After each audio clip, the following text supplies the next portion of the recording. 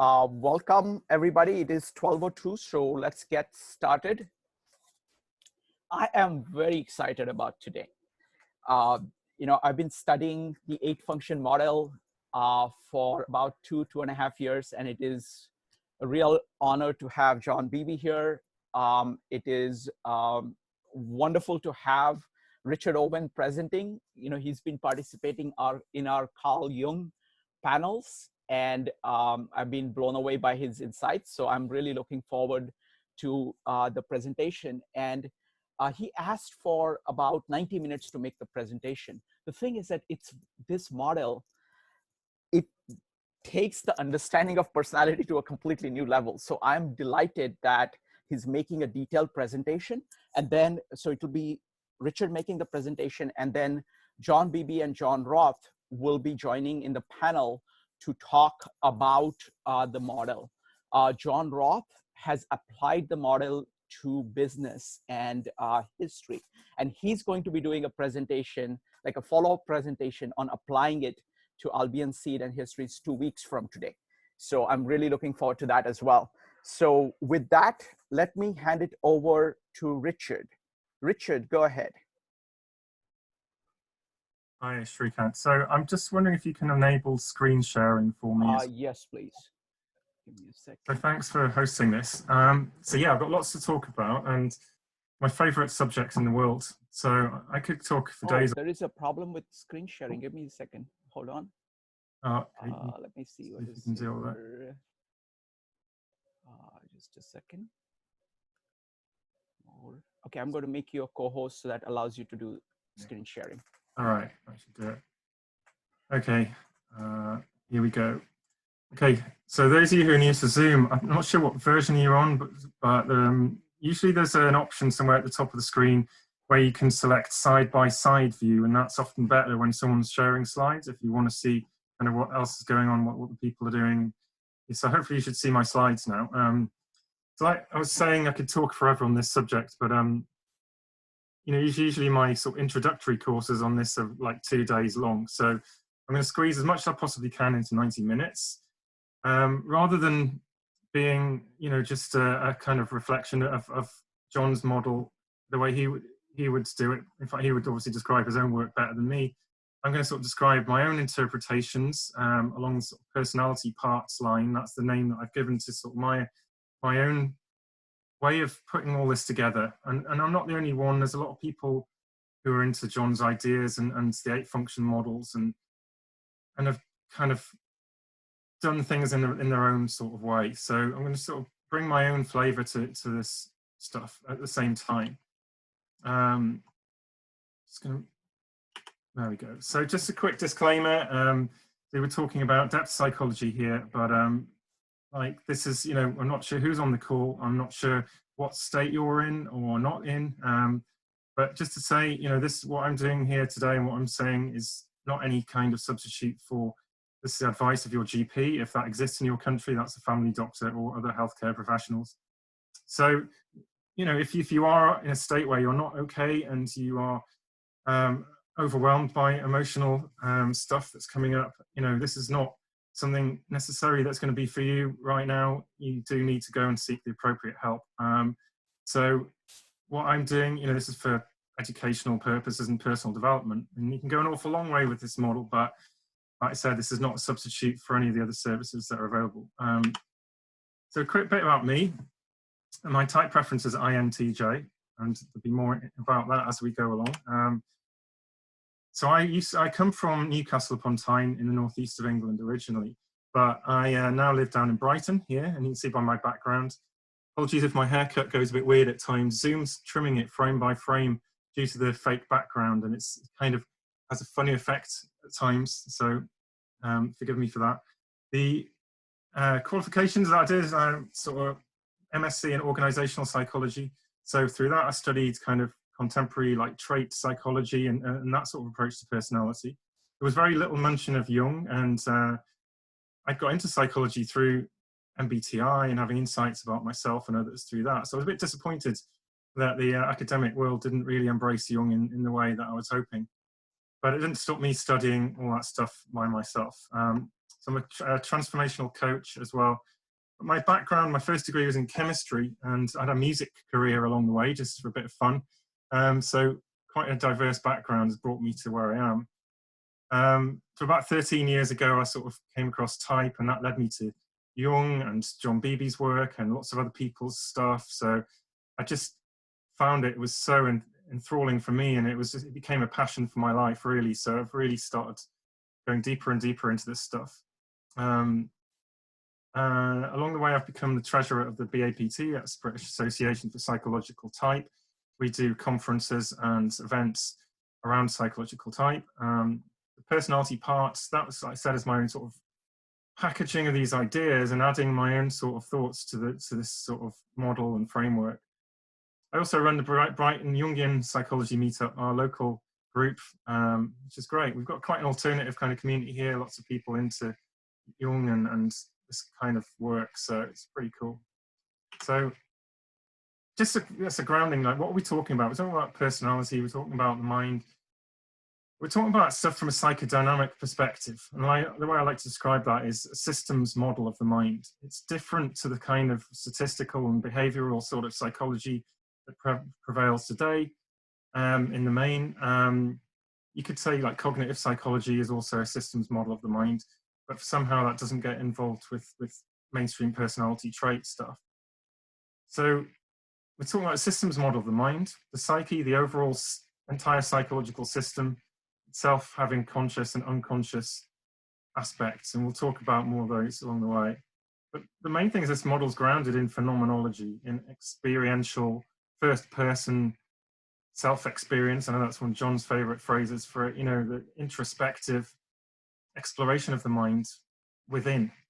Essentially, that is the grounding of these models, and the experience of people those who've created it have come across through their work, through their practice generally, as well as their own practice, their own individual work on themselves. So like, it's, you know, it's talking about individual differences, personality, but it's talking about it as differences within a systems model of components of a psychodynamic system. So that's kind of where we're framing it. It's different to a lot of areas of personality other than this. Bit of Jung history, so I've got a bit of timeline. I'm going to rush through this because I've got other stuff I want to get onto. But he was born in 1975. He went on to 20 years later. He was studying to be a psychiatrist and went on to work, you know, in the mental health context. You know, had a wide interest. You know, presented his thesis on the so-called occult phenomena, which was interesting about being about. I know that was earlier, but at this point he was writing about this stuff and having seances with his cousin and so on, and word association experiments, empirical work looking at the unconscious. You know, he becomes like almost a right-hand man for Freud. Writes his psychology of the unconscious, has different ideas, falls out with Freud, they have differences, goes on his dark night of the soul for many years, you know, trying to figure out what's going on for him, starts creating his Red Book.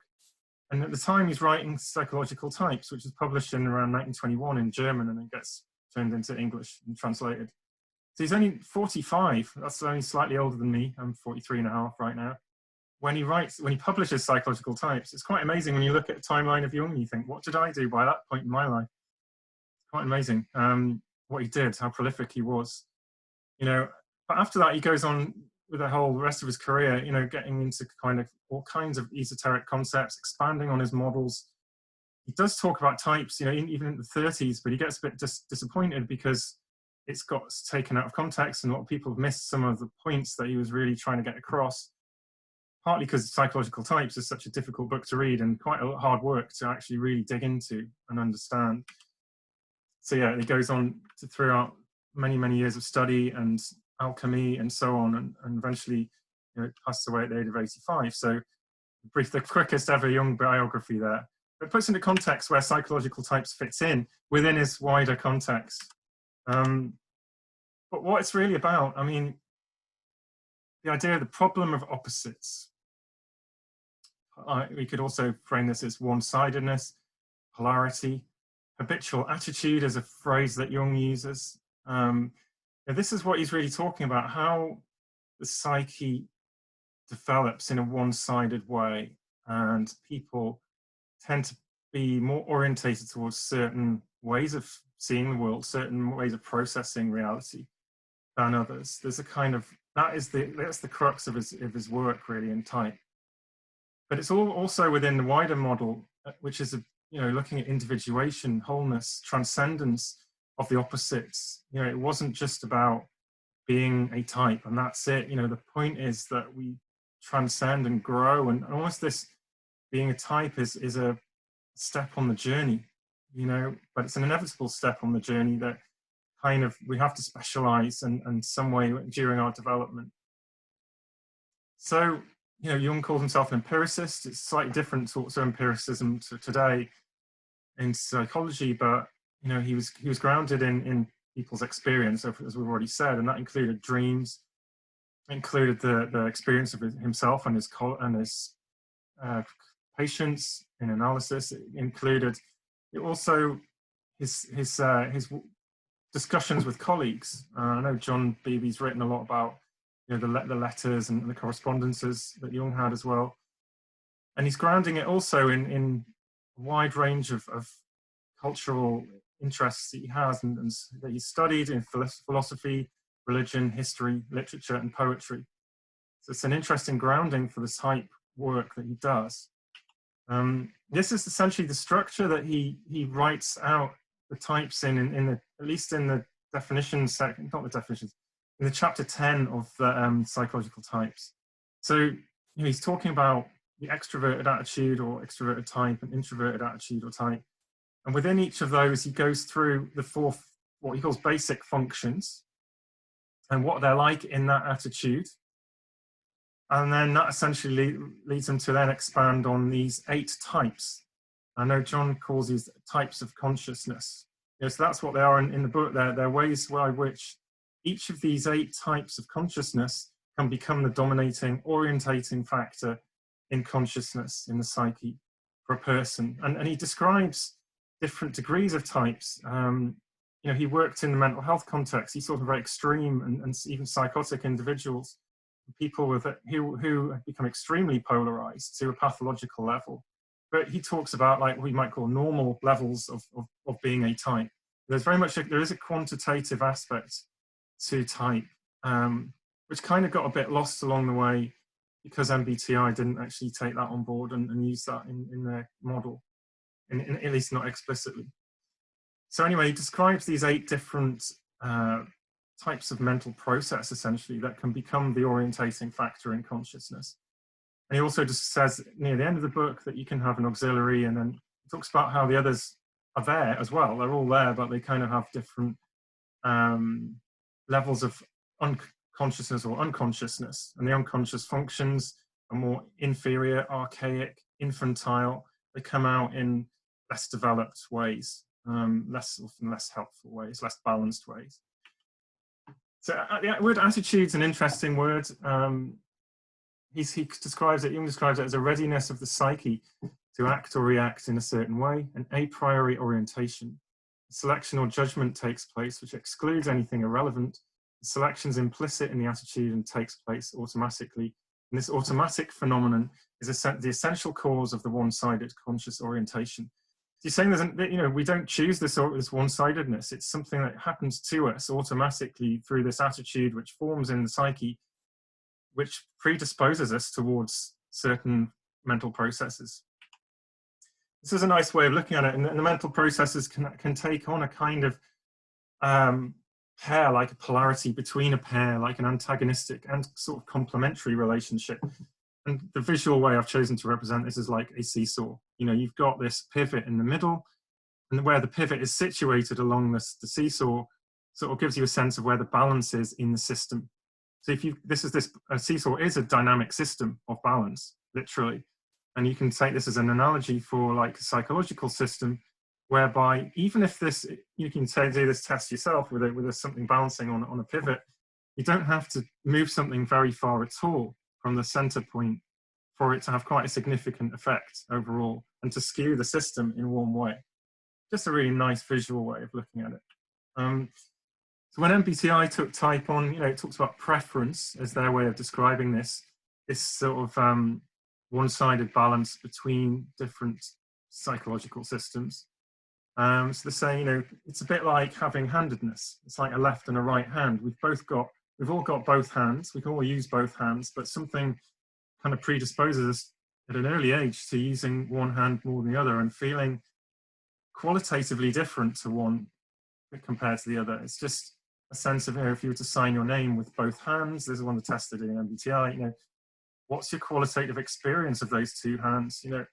Preferred hand, tends to be natural, don't you think, effortless, easy, took less energy, versus unnatural, more concentration, awkward, clumsy, took more energy. So there's a real qualitative aspect to type in the sense of how we experience certain processes of the mind. So introversion, extraversion, they're terms that Jung created, using his knowledge of Latin, but influenced by earlier psychologists. I know that was mentioned, I think John cited this, I think it was Binet, and the introspection and externospection. Fantastic word, that, externospection. We should bring it back, I think. I'd love to see that in the dictionary again. But here's a model of like how, I think this is how Marie-Louise von Franz drew it out in one of her lectures, of the idea of what does extraversion mean to Jung? It's not just some superficial thing about like being kind of noisy and loud and whatever versus quiet. I mean, that's kind of a kind of layperson's modern like misinterpretation of the whole thing. It's all about a systems model of the mind.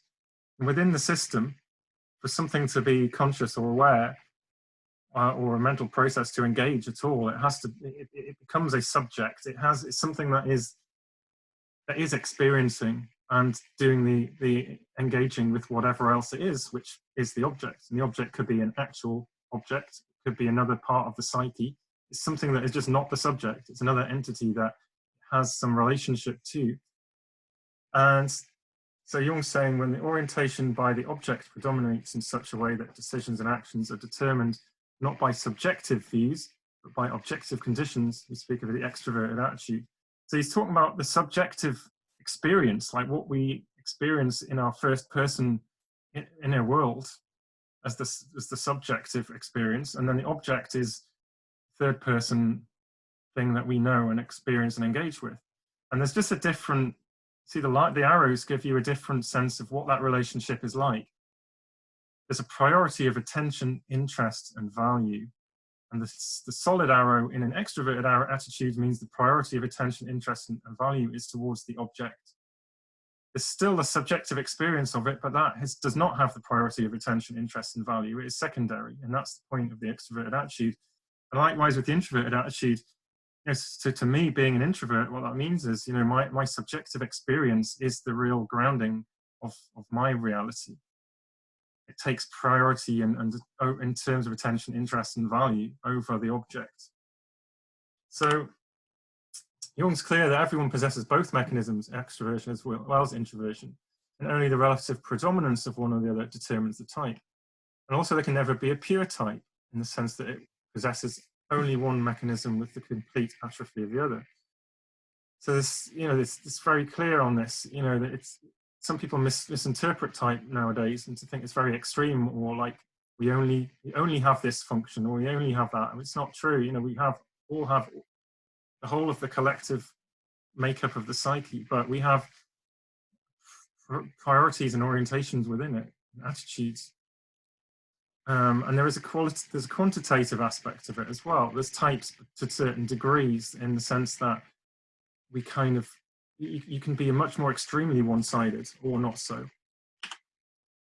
So Jung talks about the basic functions, but remember the way he structured it, he doesn't write a lot about them as such. He, in the sort of chapter 10 of psychological types, he really, it's always kind of orientated towards one of the functions in a particular attitude. You kind of go straight for that. But he does talk about what the nature of the basic functions is he's saying sensations to establish that something exists, thinking tells us what it means, feeling what its value is, and intuition surmises whence it comes and whither it goes. Ever the most ineffable function of all, the intuition, but that's an interesting way to describe it. But then he also describes that the different attitudes of the same function, for instance, introverted thinking and extroverted thinking, as two orientations being incessantly at war. He says there's in itself, there's an incompatibility between the introvert and extroverted versions of any function. So that's interesting, that we've got these basic functions, but there's kind of a tension within that basic function that really means that the basic function is kind of difficult to comprehend as a basic function. And he goes on to say in one of his later essays, in practice, these four types are always combined with the attitude type. That is with extroversion or introversion, so that the functions appear in an extroverted or introverted variation.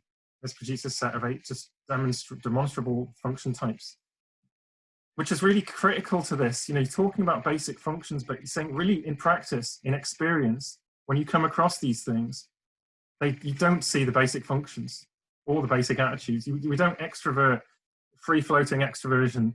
When we're extroverting, we are focused on some aspect of the external, on the object, some kind of the objective world.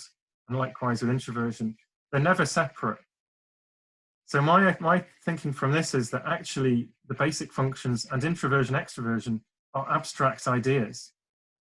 They never independently experienced or expressed. In a sense, they kind of don't exist. They do exist because they're noticeable qualities, but they're not things in their own. The reality is the 8 functions, right? And whenever you're looking and watching the mind mindfully, which is the best way to experience these functions, to see what arises and what your mind is focusing on, you will be able to, once you learn about the 8 functions, to delineate the difference between the introverted and extroverted versions of the functions and see how they're actually very different. Yes, they've got something in common. Yes, introverted and extroverted feeling have something in common as a shared quality. But when it comes down to it, the differences are much bigger than the similarity, and they're very recognizably different. So that's my kind of position on this, that really the 8 functions is the real grounding. And what happened was with the MBTI, when Catherine Cook Briggs and her daughter Isabel Briggs Myers, they took Jung's work and they took him at his word, essentially, we have these basic functions and attitudes, and they combine together to give us these function attitudes, as they're called later. They're saying, great, okay, yeah. And he's saying, well, we've got these, one of the function attitudes can be dominant and dominate the psyche and consciousness and become the orientating factor. And then Jung describes you've got 2 possible auxiliary functions of the remaining 7 that could combine with it to become auxiliaries. And they go, okay, then we've got 16 types. So that's a good when they took what Jung said. But then they took him at his word of having basic functions and basic attitudes. And they used those as the sort of factors by which people are deciding their preferences on within the MBTI. So they're getting people to look at overall introversion, extroversion. How do I have a preference for introversion or extroversion? But that gets confusing for people because we've got 4 different extroverted function attitudes and 4 different introverted ones. And they're all introverted and extroverting in a very different way. And so to try and pack that entire experience of introversion and extroversion into one concept, which covers all of the ground of all of those 8, is pretty difficult to do. And so people can get confused, because any description is going to necessarily kind of favor something over the other. Same with, remember, you've got these functions as well, but when we're talking about overall sensing and intuition as basic functions, we're missing the nuance of the attitude within it, of the 8 functions. But then MBTI does add on, it refers back to the 8 function model, or at least four of the functions within type dynamics, as it's called. But then that's kind of an afterthought, and a lot of people kind of don't even get that far within MBTI. So, and then MBTI doesn't measure any sort of quantity or degree of preference. It's just saying, do you have do you have a preference or not? Which way are you one-sided? But then it kind of explicitly doesn't measure any kind of nuance in that, but implicitly you do discuss that in feedback. It's just not obvious from people seeing it from the outside, unless you actually do it with a good practitioner. But is this method experientially confusing? Yes, slightly, and I really do advocate the 8-function model as the ground of experience, at least from this context of looking at personality from a psychodynamic way. So the 8 functions. So let's get onto these, because this is where I want to spend more time, really trying to give you some idea of what these things are. 8 function attitudes, as they're called. Some people nowadays call them cognitive processes. Now, where I'm coming to with them now is I'm not faithfully representing what Jung wrote about these function attitudes. I'm not, or what John or others, and there's been other great figures who've written about this stuff. People like Bob McAlpine, or Bob McAlpine, as I pronounce it in England, who sort of really introduced me to these functions properly about back in 2013, 2014, like sort of around the time when I met John Beebe as well, and got to know him and his work. And these, you've got also other people like Linda Behrens and Dario Nardi, and people in the sort of type APTI community who've done some other great work. Got a bookshelf full of books around the 8 function attitudes. Marie-Louise von France, as I was saying, plenty of names. But anyway, then I'm adding my own conception. So at the very highest level, I'm really trying to really reflect on what is the nature of these functions. How are they, the different, as I call them, different modes of mental processing. The different modes of mental processing that engage with reality or model reality in qualitatively different ways, in fundamentally different ways. They engage with different aspects of reality. And this is my highest level musing on the subject. So, and I've put them in the pairs. Having 4 pairs is easier to look at than 8 separate things. And this is the pairs in which Jung writes about them as kind of dominant inferior pairings. These are the pairings which have, in his words, kind of incompatibility, and yet at the same time a kind of complementarity between them. These are the pairs over which the biggest sort of polarization of type occurs. So on my very basic sort of high level approach, I'm using these symbols to try and sort of indicate in what way they kind of engage in model reality. And there's 2 sides to this. You'll notice I've got this red side and this blue side. Now, I've kind of done a bit of merging of theory here, and I've come, with a background in other areas of science. I'm quite into physics. I'm quite into quantum physics. I'm quite into like how that way of looking at the world describes reality in terms of this kind of 2 ways that reality expresses as particles and waves, or matter and energy. There's something really fundamental about this sort of, call it duality, but it's not really duality. It's one reality expressing itself. It's a dialectic as such, expressing itself in different ways. And so what I've come to think is that essentially the sensing and thinking functions model the object world based on objects. And objects are conceptually, they're things with boundaries. And like we know the material world is made of atoms. They're objects. They're things that take on that view of reality.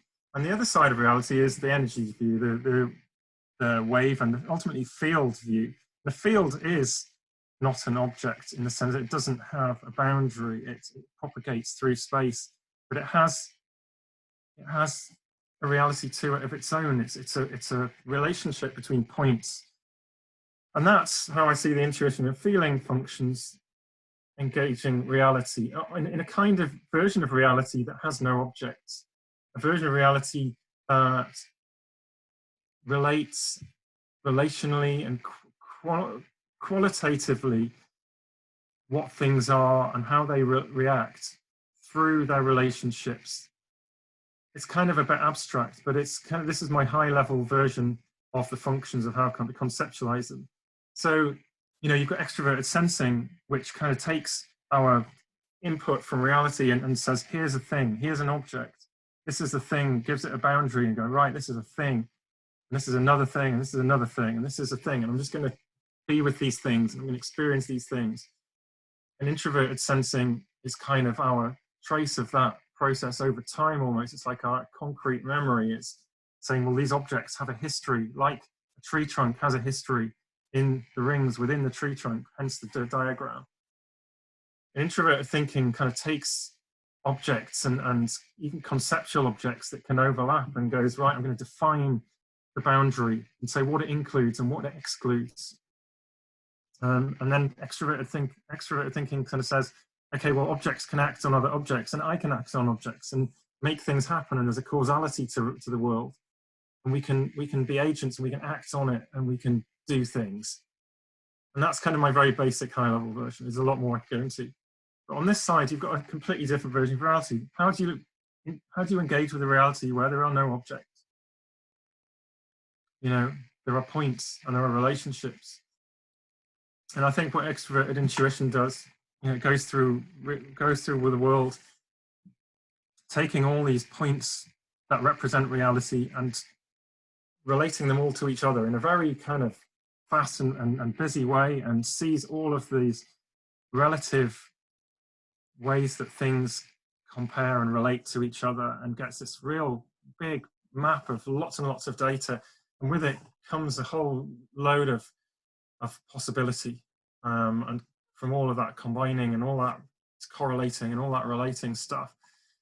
And then our introverted intuition kind of traces that over time, and we get this implicit web, this relational database of how things are in the world in their implicit sense. And then it digs into that and it mines into that big web of connections, and it pulls out some central kind of thread of the connections. And then you go, boom, aha, that's what it is. And it seems to come from nowhere, and it's almost kind of strange and mystical.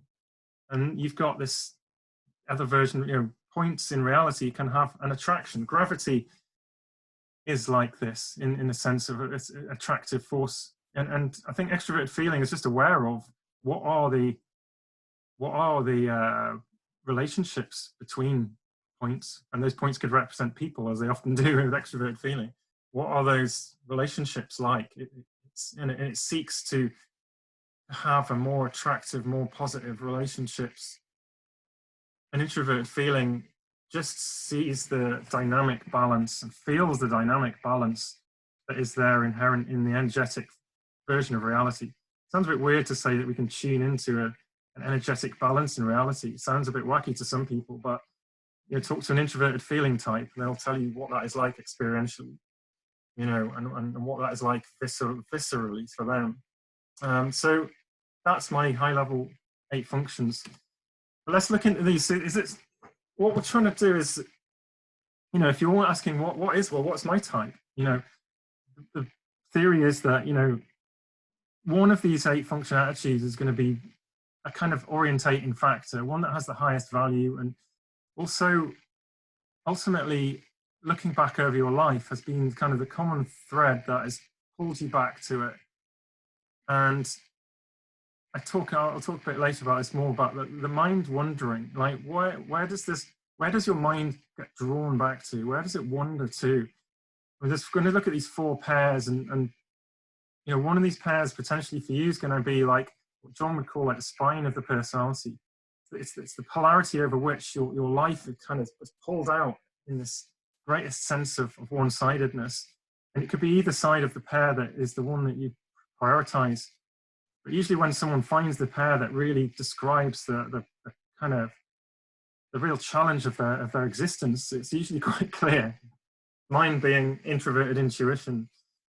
And then therefore the greatest kind of most neglected aspect for me has been extroverted sensing or extroverted sensation. They're interchangeable in the sense of we're using the 2 words here. So I'll just quickly take you through this. It gives people who are looking at this, who may not be sure of their type, some idea of where they can orientate themselves and what these functions are about and how they engage reality in a less abstract way than I've already described. So extroverted sensing, being aware of tangible objects from the physical senses, grounded in material reality. Objective experience is real and valid, takes things at face value. It is what it is. That's the way I might describe it. Monitors the stream of inner and outer experience, rendering things as distinct objects by giving them boundaries, and brings tangible experience into being. Attention's drawn to rich, stimulating, embodied experience in the moment.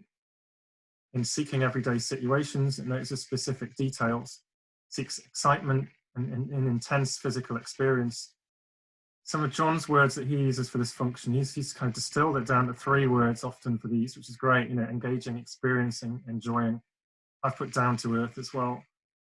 I'm really trying to draw out a sense of what these functions are, like to experience them, to be these functions and to know them in reality and to know them and see them arising in other people. Like, what aspects of reality are they really drawn to? What are they prioritizing? What are they orientated by? The introverted intuition is here being aware of profound similarity, connections and patterns and themes beneath the surface. Subjective wisdom is real and valid and covers deep unified meaning beyond the obvious by a symbol and metaphor. Taps into implicit subconscious matrix of lifelong experience from NE. That's what I was talking about. You know, NI, introverted intuition, is not automatically great at knowing how the world is.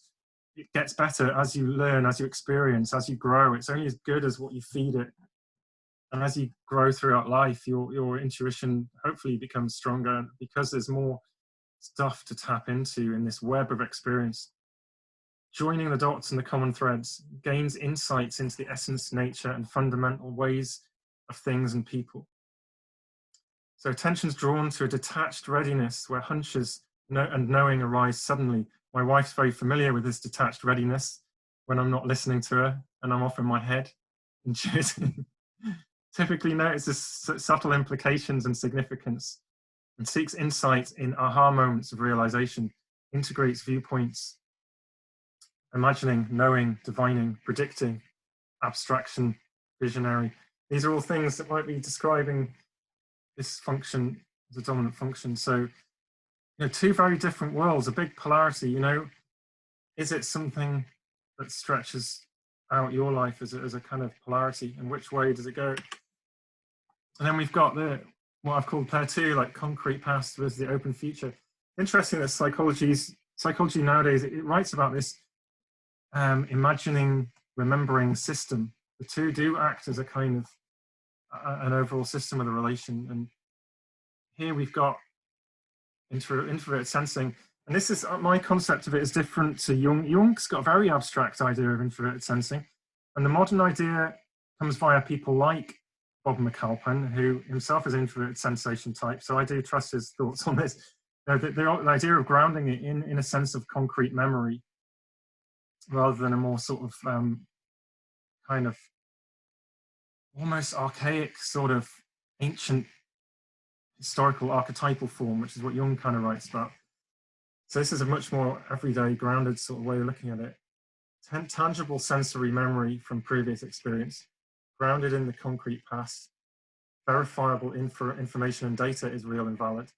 Honors existing traditions, knowledge and connections. Recalls vivid memories. Uses how things have been before as a reference point, maintaining and conserving. Knows what has changed over time. Similarity is reassuring and comfortable. Attention's drawn to an inner re-experiencing and sorting through past material. You know, so you meet an introverted sensing type, chances are they'll probably be off in their head, like sorting through stuff that they've done or seen or experienced before, whether that be facts or conversations or things or information, whatever it is. Everyday situations, compares them with prior occasions. Seeks routine, procedure, and familiarity. You've got John's words, implementing, verifying, accounting. I've put certainty as well, because I think there's a certain sense of, at least certainty in a concrete sense of what has happened. So extroverted intuition, I've sort of talked about this already a bit, but it's aware of possibilities via daydreams and fantasizing, mind's eye visions of what could be. So, you know, there's a real sense of this imagination and you know, literally running through sort of almost entire film strips of things that could happen and be in the mind. you know, open to boundless future potential. Any possibility could be real and valid as life is emergent and flexible. Constantly scans the environment for connecting relationships between everything, seeing all combinations. It knows qualitatively what things are by how they relate or compare to other things. Something I've come across about, you know, my wife's an extroverted intuitive, and for her, for instance, you know, if I say, well, what color is this thing? She kind of knows what that color is by what color everything else is, and it kind of triangulates the kind of a kind of reference point by how it relates to the other colors. It's kind of, she knows what the color is once she's seen all the colors, and what when she's had a kind of sense of how they all relate and compare. Attention's drawn to change, energizing possibilities and spontaneous flow. In everyday situations, it imagines what may happen next, seeks plentiful, open, expanding ideas and options. You've got the words from John, like curiosity, I don't know which one they are, but the curiosity, openness, envisioning, enabling, brainstorm, potential. 3 of them are John's, some of them are mine. I can't remember which one's that. Anyway. Then another pair of opposites here. We've got logical boundaries versus social bonds. That's the way I've described it. So introverted thinking on one hand, being aware, this is being aware of verbal and written semantics, using its language precisely, breaks down experience, then labels and categorizes it, and analyzes to solve problems with consistent subjective logic. Defines boundaries of concepts and objects by inclusion and exclusion. That's the sort of high level I talked about, that, hence the Venn diagrams. Makes categorical logical decisions. If A equals B and B equals C, then A equals C. Ergo, that is true. It is logically so, and it always will be. You can be very certain and definite about what is true with introverted thinking, if it logically seems to be to make sense. The self boundary can cut off from emotions and people. Dario Nardi's done interesting work about what he calls a green shield of a sense of like a coherent brain kind of waveform that like he sees on EEG that literally means that in a dominant form, introverted thinking can literally block out the limbic system, the lower parts of the brain and the emotions. Attention's drawn to internal frameworks, models, and taxonomies. In everyday situations, it defines and challenges, seeks clear, unambiguous distinctions and true accuracy, but naming, defining, understanding, clarity, independence. Versus this other opposite complement of it, about the relationships, the relational view, aware of heartfelt sense for social connection, charms with social cues, etiquette, kindness, appropriate verbal and non-verbal communication, does whatever is necessary to keep people happy. You know, it's concerned about the state of people's well-being and social bonds and connections. Feels positive when there's social goodwill, but troubled when there are tensions. Organizes harmonious social interactions. Decides based on social impacts and what is socially appropriate. The attention's drawn to bonding and caring for the needs of others, and in everyday situations tries to get along with everyone. Seeks to create and maintain positive relationships in harmony. And the words going along with this, validating, affirming, relating. Love, even, we could suggest. So the last of the 4 pairs, extroverted thinking and introverted feeling, which I've called taking action versus being receptive. So extroverted thinking, here we've got aware of the impact an action will have towards meeting a goal. The dominant extroverted thinkers are really good at knowing what the action is that needs to be taken to make something happen, whatever that is. Acts directly on the world to achieve tangible outcomes through cause and effect. It organizes resources efficiently. It's a real doer. Models reality based on a chain of objects, each acting on the next. So you can conceptually break down a whole chain of events, and you kind of go, well, if I do that, that'll happen, and then I do that, and then that'll happen, and then that'll happen, and then you go bang, and then we've got there. We're at the end. We've achieved it. Decides using reasons and consequences. There's a real causal logic to it. Enacts a planned formula conscientiously towards objective standards. Jung was really big on the objective standards, like where the the values of extroverted thinking come from. He talks about the formula, the extroverted thinking formula, which it wants to enact on the world. Attention drawn to getting things done competently and in everyday situations takes care of business and meets targets, seeks outcomes and efficient order, and it's about regulating, planning, enforcing agency, pragmatism. The word pragmatism really sums up TE, I think, a lot. So here we've got FI, the last of the 8. This experience for people, like this awareness of external situations affecting one's internal state, there's a real vulnerability to FI. It mirrors the balance of it mirrors the balance of the environment and mirrors it internally by visceral gut reactions, like a tuning fork or sponge for the joys and pains of the world. And just how real that is for an introverted feeling type is something, it's hard for my type to comprehend potentially, for others too, who don't really experience what this is. So introverted feeling as a function, it motivates, inspires, and decides with personal and universal values, ethics, and morals. Tunes to a felt energetic balance of people and situations, and is vulnerable to discord. Attention's drawn to feeling right versus wrong, with a deep-seated personal conscience. In everyday situations, it has firm likes and dislikes, seeks respect, authenticity, integrity, and rightness, and judging, appraising, and establishing the value, by John's words, and a sense of empathy in a real felt sense. I think if you look at person-centered therapy, like I'm pretty sure Carl Rogers is probably a good example of an introverted feeling type. Somebody who was just attuned to others and to what was going on, and you could mirror that and empathize with it, even on a physical level. So we've got these 4 pairs, and the 8-function model approach really is that we've all got all 8 of them. They're all 8 different domains of mental processing, but actually they're all shared by all of us within our makeup of our psyche. So I've sort of been developing my own model on, well, how does this come about then? Where does this type thing come from? Like, how is it that we get a kind of predominance of one of these in the psyche, and then others in a kind of way that some of them kind of take our attention more, some of them become the leading factors in our lives, versus other people who are different types are more kind of programmed into these other different functions. So I've come up with an explanatory model. This is something that's kind of missing in personality theory in general, as an explanatory model of how these things arise. And mine's based on attention. And attention, as it's studied by cognitive psychology, there's these 3 different broad ways that attention works.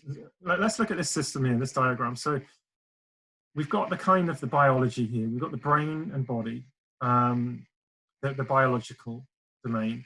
And then we've got the mind. And obviously, modern science attempts to reduce the mind to the brain / body. Jung was about the primacy of the mind or psyche, and I think there's a good call to see them as separate, even from the fact that, you've got things like the placebo effect, where you have the mind causally affecting the physiology, and you have plasticity of the brain, which you can make a conscious decision to use your mind in a different way, and therefore change physical structures. So it's not that you can reduce it. There is a 2-way interaction. They're 2 coexisting views.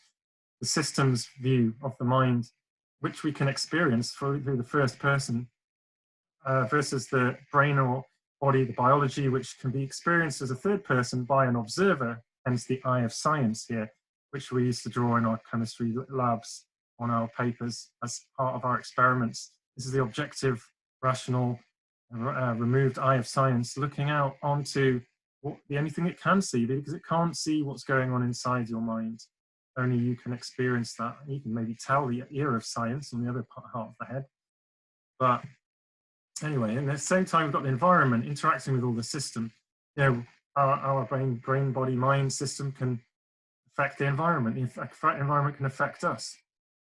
And within the mind, we've got these two broadly different types of attention. We've got the one we're familiar with a lot of the time, the executive attention, the conscious mind, the ego agent, the deliberate, willful, top-down, human doing, the control, the hero. That's the attention you can say, right, I am going to do this, I am going to do it, and now I am doing this thing, and I'm doing it, and I'm going to do it well, and I'm going to, right, now I've achieved it. You can consciously set yourself to a task. Anyone that does any kind of amount of mindfulness, even for 10 minutes, will know that actually that ego is not in control a lot of the time.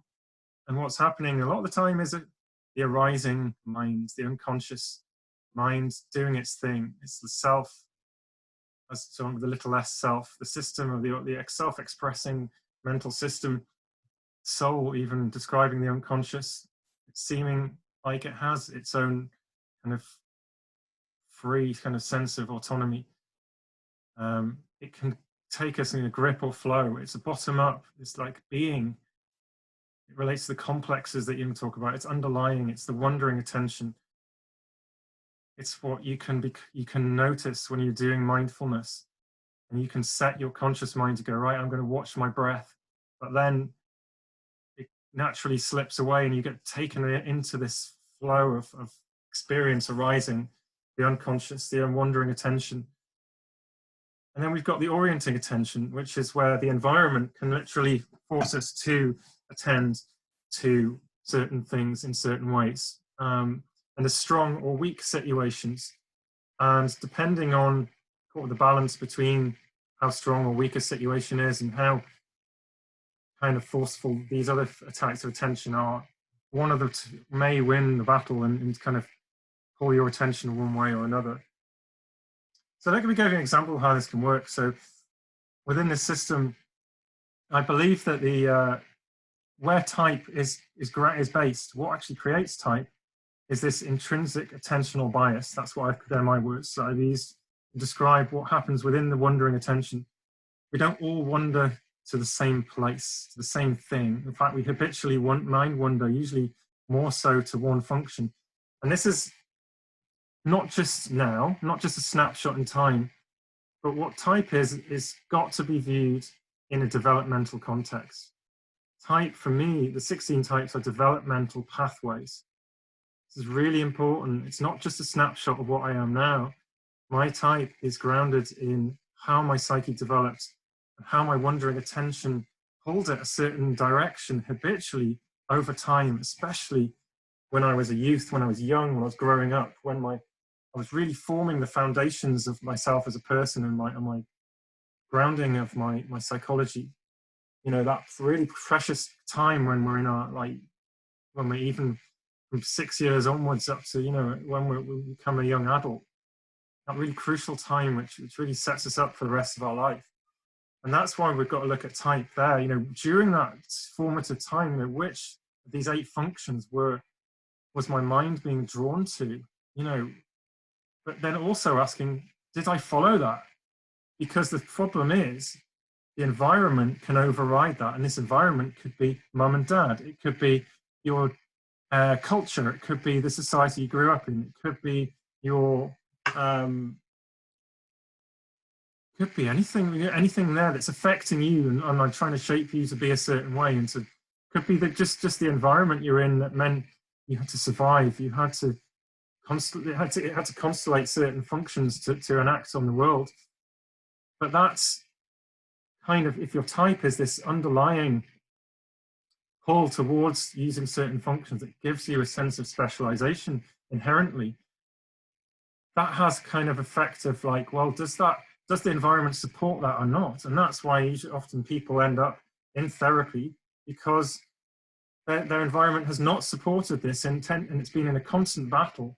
My unconscious mind's been going, go this way, focus on this, do this. And the environment's going, no, we're not like that. Don't do that, don't do that, don't do that. Be very subtle, drip by drip. And over years, that's developmental trauma, and bang, you end up in a problem. So even trying to work out what your type is means having to often ask these questions and dig up underneath your entire history. It's not that straightforward. It's not just saying, oh, what am I doing this week? You've got to challenge on to dig into your history and ask these questions about what was inherently happening. Where was your mind pulling you to? And you've also got your conscious mind in all this. You could decide, right, I'm going to do this. I'm going to be this. I'm going to do this job, this career. It seems logically sensible to me.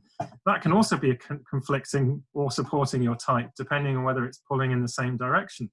So you see the behavior at the end of all this that the objective observer is seeing of the person is seeing quite a complicated thing going on, and it's seeing the end result of a complicated thing going on underneath.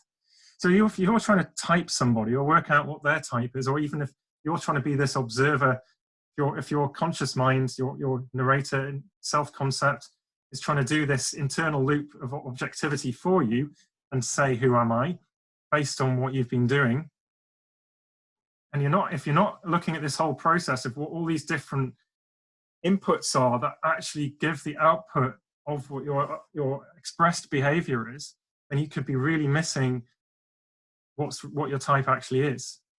And it can take a lot of reflection and a lot of work often to even really get to the bottom of what your actual underlying type is. So that's really crucial. I hope this model makes some sense. It's quite good to have an explanatory systems model of how this all fits together. I'll go back to this model later, but I see the conscious mind in terms of an agent perspective as the hero archetype. We're going to get into the archetypes in a minute. So on to John. And John, his work brought a completely new dimension to this stuff, because where I'd come to this from MBTI and sort of post-MBTI stuff, he brought it back into the world of depth psychology and really helped me explore this stuff to a completely different level. So his 8-function attitude, 8 archetype model, he's been working for many decades as a Jungian analyst in San Francisco. And this model's not a new thing. He came up with it a long time ago, but it's almost like this model.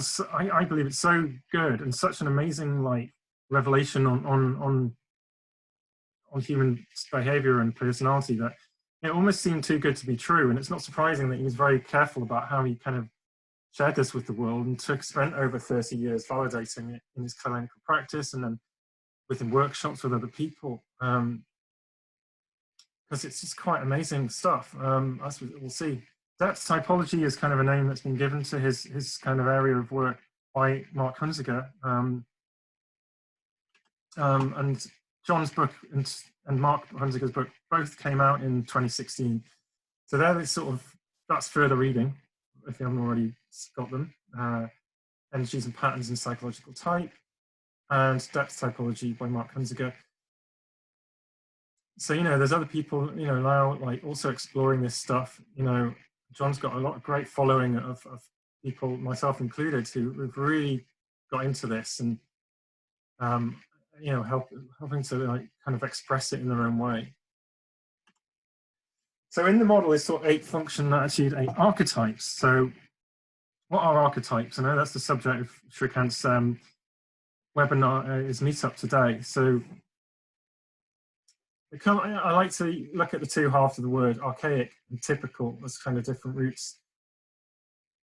You could broadly look at archaic. Well, in this sense, that means that they're kind of found across all time. They're ancient. Like we look at historically throughout human history, you find that these same qualities that the archetypes are there to represent or symbolize they've been there all the way through, and they keep being repeated by people in stories, in culture, in fiction, in all across the board. These characters keep coming out because they're inherent to who we are.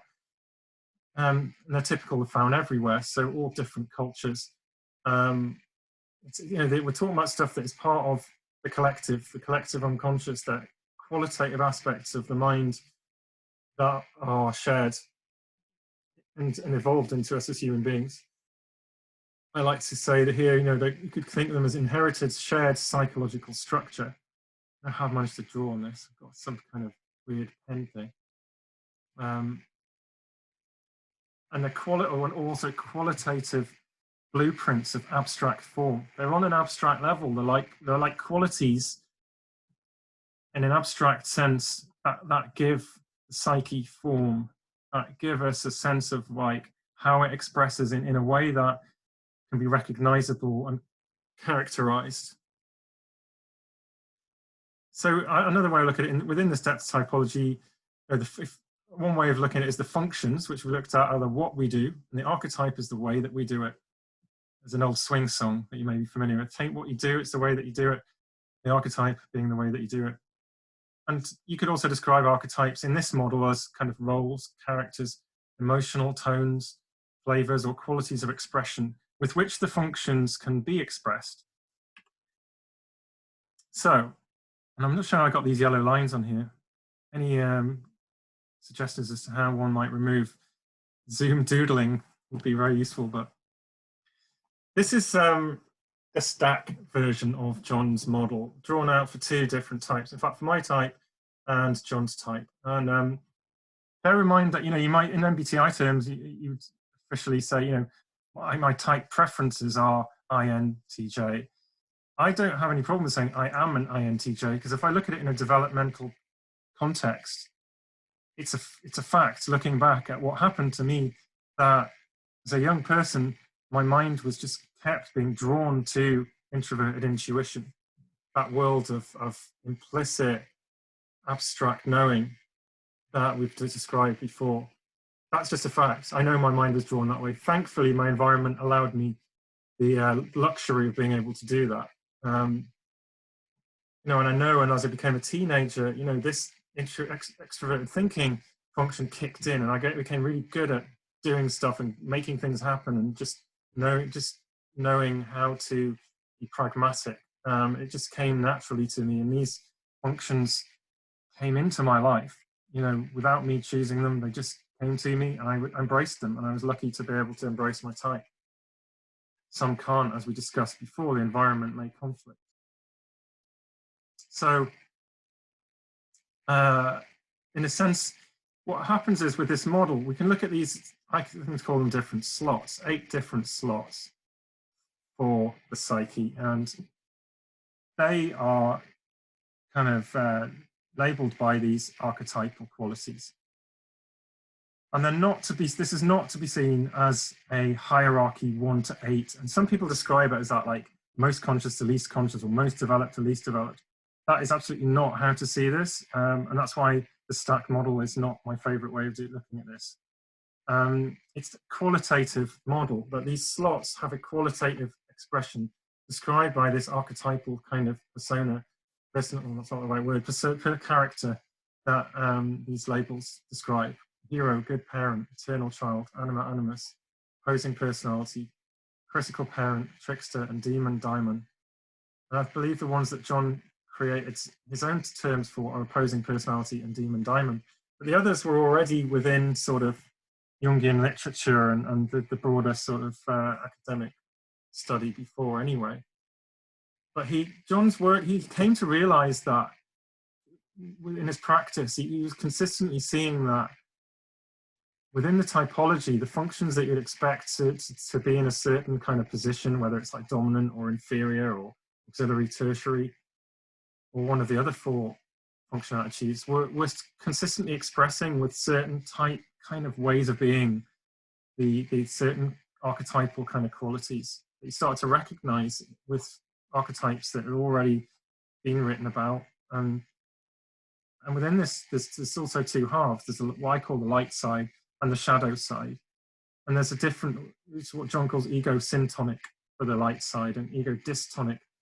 You can ask what those, what is it's tonic 2 or dystonic 2. So I think, the ego quality that we're talking about is something that strives to construct and build and create something in a positive, constructive sense, whereas in the shadow things work in a kind of almost the opposite, and a kind of moving against kind of sense of moving away from negative rather than moving towards the positive. It's kind of a carrot and a stick kind of approach, really. So anyway, within this model, we've got the 8 slots, so to speak, are populated by the 8 function attitudes. And there's a predictable way that these kind of slot in once you know the first 2. The first 2 kind of define the type in terms of Jung's sort of 8 types, and then the sort of the 16 types that he alluded to, with this, the auxiliary function having 2 different options. You know, for instance, for me, it's extroverted thinking. There's the other option, which is the INFJ, which is an extroverted feeling auxiliary. Anyway, the rest of them kind of slot in a predictable way once you know the model, but they all then take on a qualitative expression. So, you know, for me, my heroic function is NI. What am I doing? You know, I'm being heroic in terms of integrating very disparate models of psychology, the psychodynamic, the cognitive, the whatever else. I'm trying to pull these together in a kind of abstract, theoretical, introverted, intuitive way.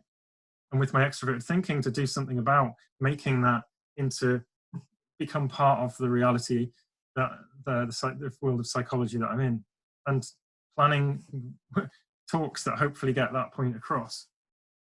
So we've got these, but what are they like? You know, what is introverted intuition like? You know, when it's expressed in a hero context. You know, what is the critical parent version of introverted thinking like? You know, for John's type, you know, what is the good parent introverted thinking like? You know, I know that from, you know, when John's trying to, you know, if he presents something, he's a very kind and generous and editor of work. You know, if you produce something and send it to him, and he says, and say, John, what do you think? You know, he'll very kindly and graciously kind of put you right on where the sort of the words are not quite right, or the meaning of the way you've done things, and do it in quite a supportive way. That's kind of how introverted thinking can work in a good parenting role. But for me, it can come out in a way, naturally, I'm trying to help. I'm good at coaching people. I'm good at helping people to be pragmatic and make something happen and achieve something and work out the most efficient way to do that. So we'll go on to the next version. This is the version, the spine and arms model, that I am quite fond of, because it takes out that implied hierarchy, and it really starts to show the kind of dynamics within it more clearly. It shows you there's a kind of opposing, when you populate it with these functions, and by the way, I reverse this to John because he puts the second auxiliary function on this side and the tertiary on this side, but I'm just a kind of left to right kind of person, so I do it this way. And then you've got the light side and the shadow side as complementary kind of crosses. And John talks about these archetypes actually as archetypal complexes carrying the 8 functions. They give it a characteristic way of expressing. So here's how I've conceptualized the 8 archetypes into what I've called a PAX model. And you might recognize this from transactional analysis. I've kind of expanded on what they did there, in the sense that they had a PAC, model, parent, adult, child. And we've got this, we've got the adult, and we've got the parent, we've got the child, and we've got also what I've called spouse. It's this kind of, on one hand you could call it contrasexual, but it's really kind of a balancing aspect in terms of what you could call masculine and feminine, but like there's a more broad kind of, I guess, metaphysical kind of qualitative nature to what we mean by those things. We did talk about that last week actually on the meetup, about anima and animus, and how we're not talking about man and woman, we're talking about masculine and feminine in a kind of abstract qualitative sense. In any case, you know, I've put them here in the sense that the adult ones are the hero and the demon diamond. I see that as very much 2 aspects of the ego. In the sense we've got the ego agent, and the daimon aspect I see as being the, at least in part, the like the narrator and interpreter aspect of the reflexive I, ego, the bit that sort of gives you a sort of internal narrative. And then you've got on this side, you've got the kind of animus and opposing personality. The opposing personality being in this side because John describes it as being what the Jungians would call the negative anima, and that's where the sort of background of it comes from. 2 parents, good parent, critical parent. I know TA would use the words like structuring parents. There's other nicer ways to put it in a positive way. eternal child and trickster being two child aspects. And I use these emojis because I think the emoji language has come to, again, express what is archetypal. You know, these facial expressions for me sort of sum up a lot about what and the way these functions, these archetypes come across as like. So I've come to put them into this sort of short descriptions. This is based on some of John's descriptions and my own work as well. But you know, so he describes the hero or heroine. That function that in that position for us often comes out as an area of strength and pride. It organizes adaptation, initiates individuation, and strives to deliberately create outcomes in the world and make a difference. You have to do something to be a hero. You can't just want to do something. You have to actually, I think, you know, hero stories. The hero is one of the key archetypal aspects of any good story, even good films, good books. They've all got a hero of some kind. The auxiliary function carried by the good parent, an area of fostering and protecting, nurturing and protecting others, coaching and supporting with a kind, patient attitude and gentle tone. The tertiary function, you know, having this eternal child, which comes from puella, the eternal boy, eternal girl. Eternal area of immaturity and play, endearing, vulnerable child who copes by improvising. Conflict between naive and over-enthusiastic versus helpless and despondent. The animus area of embarrassment and idealization. Gateway to the unconscious and shadow. Masculine, feminine balance. Stress trigger. You know, we really often see our animus coming out as it's triggered through the inferior function failing in our lives and struggling in the face of challenge in that area.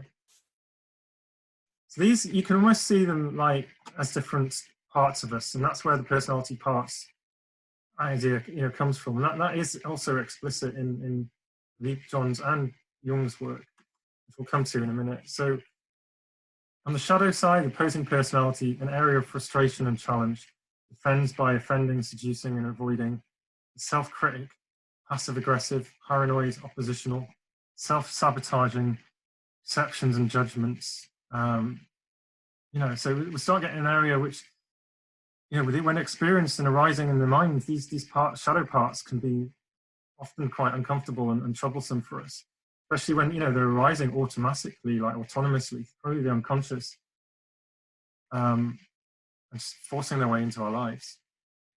The critical parent, you know, that's the one I think often, you know, it can be the nasty one, really, you know, an area of limit setting and control, defends by refusing, belittling, inactivating, sets limits, directly attacks, fights and conflicts. The trickster, it's my favorite, it's the fun one, you know, in a sense, but it's still got a dark, very dark side. Area of manipulation and paradox, mischievous, creates double binds, circumvents obstacles, sneaky, unconventional, joking. The shadow child, the fool. Shakespeare was a classic at portraying the fool, the trickster. Very archetypal character. You know, and it appears in kids' cartoons and so many places to this point. And films like The Joker, you know, the Joker film that came out last year, that is the dark side of the trickster. And the demon daimon, area of undermining and redemption, undermines self and others, creates opportunities to develop integrity. But then the daimon side, unexpectedly saving the day. So yeah, these different aspects that you know can arise in the mind, and it's about looking out for them arising and trying to find them. Some of the times they don't pop up that often, or when they do, they're kind of wrapped up in them so much that we can't see them objectively. So, you know, John's clear, you know, in his book, you know, I like to speak of archetypal complexes as typical sub-personalities found in all of us. Different centers of agency and identity capable of entering into meaningful relations with each other. They're sub-personalities, they're parts of us. And often these parts can be kind of, you know, as a sort of family system of the psyche, they can be kind of working together and feeding into the general sense of who we are and what we're doing. But often they can kind of stand out and polarize out and sort of take over for a while and really sort of grip us. And that's when we see those moments and catch ourselves, we start to really learn a lot about these polarized, separate and qualitatively distinct aspects of the psyche when they rise and grip us. And Jung made the idea of the multiplicity of souls a cornerstone of his analytical psychology, feeling toned complexes, each as a splinter psyche. And so Jung, in this is Structure and Dynamics of the Psyche, it's like, what is a feeling toned complex? You know, it's the image of a certain psychic situation which is strongly accentuated emotionally and is moreover incompatible with the habitual attitude of consciousness. This image has a powerful inner coherence in its own wholeness, and in addition, a relatively high degree of autonomy. So it's subject to the control of the conscious mind only to a limited extent, and therefore behaves like an animated foreign body in the sphere of consciousness. It can only usually be suppressed with an effort of will, but not argued out of existence at the first opportunity it reappears in all its original strength. And there's a bit of discomfort in people in general to this accepting of the idea that there are parts of us that almost have their own mini minds of their own, you know, but that is the reality, that actually through mindfulness and really exploring yourself, you can sort of come to realize that, and it's just everyday stuff, you know, to even say, well, part of me wants this, part of me wants this, part of me likes this, part of me doesn't. You know, we know that there's an distinct like aspects that have their own nature that can then interrelate between them. So the complexes then are partial or fragmentary personalities, and we can speak of the ego complex. When we speak of the ego complex, we naturally assume that it has a consciousness, because this relationship of the various contents of the center, in other words, the ego is called consciousness. Well, that's Jung's definition of what consciousness is, that which is related to the ego.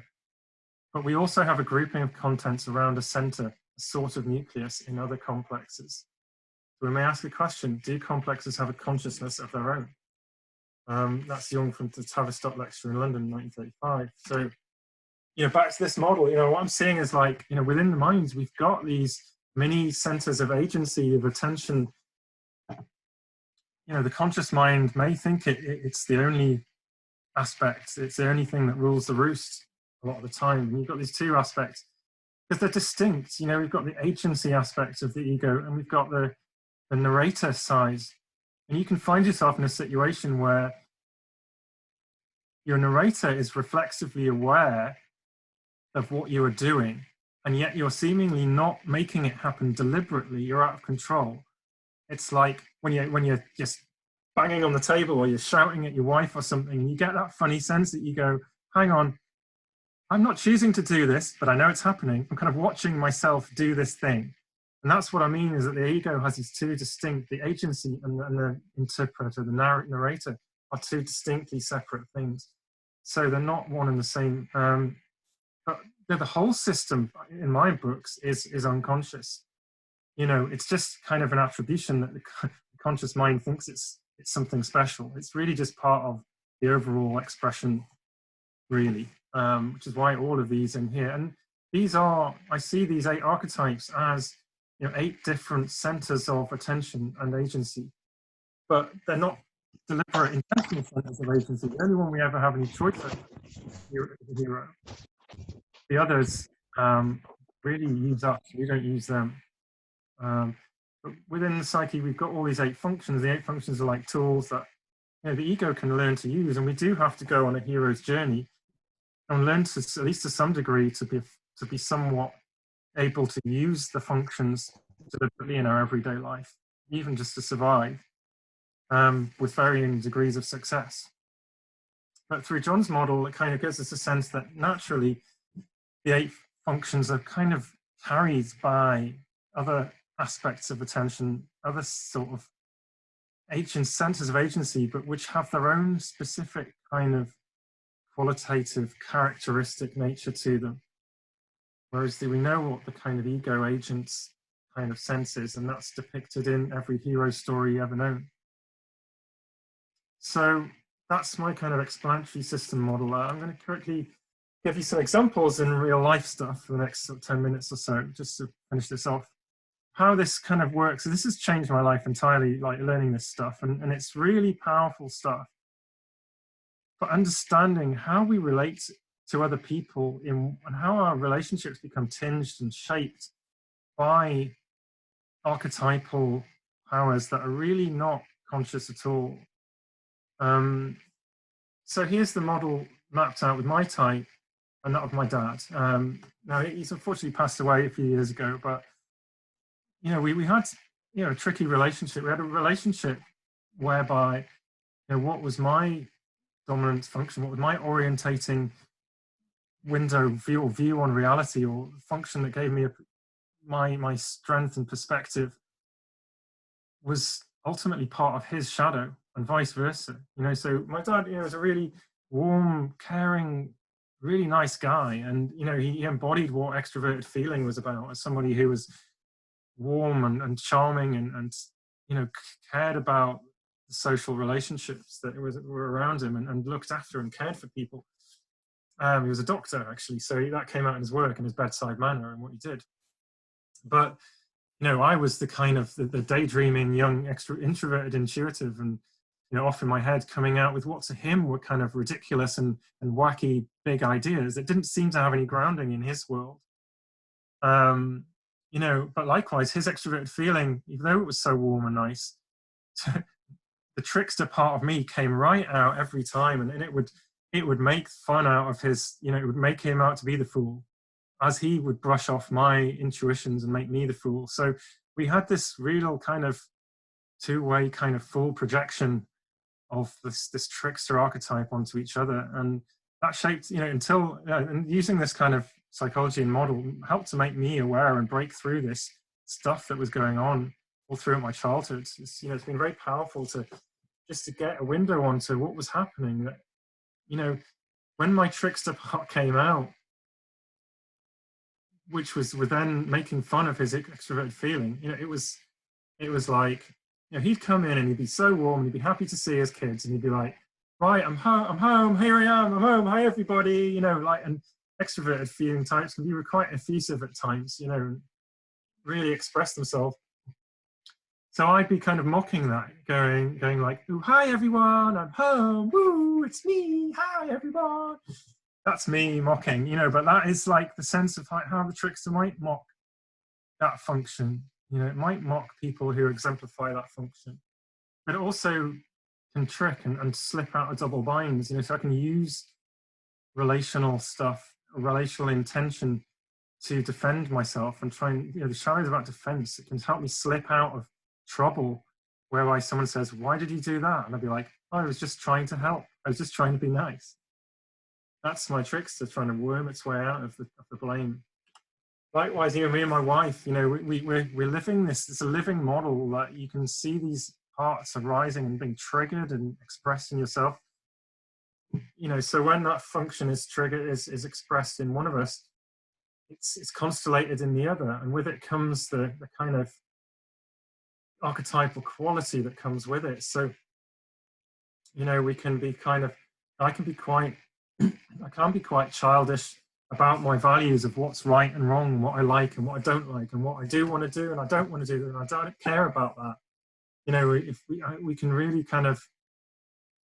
we always go into a childlike tone of voice when we get gripped by that part of us, when it's expressing through us. But luckily my wife can kind of parent that and help me to be more ethical and more authentic to my values, my introverted feeling values. And likewise, I can really help her to be more effective and to get things done. Whereas her Cruella can really get so frustrated at an ability to do a task or to make things turn out the way she wants. And I can be the one to support her in that and help.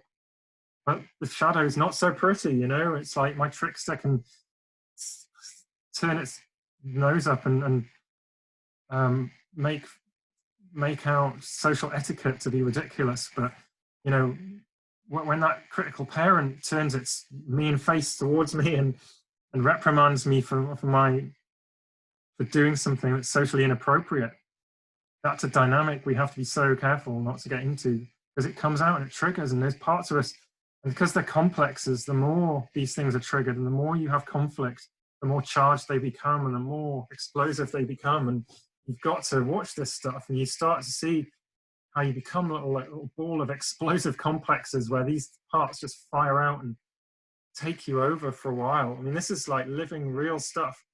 You know, you could learn about this model, you could go to therapy or analysis, but like, just get married. It's the best way. Just it'll teach you everything you need to know.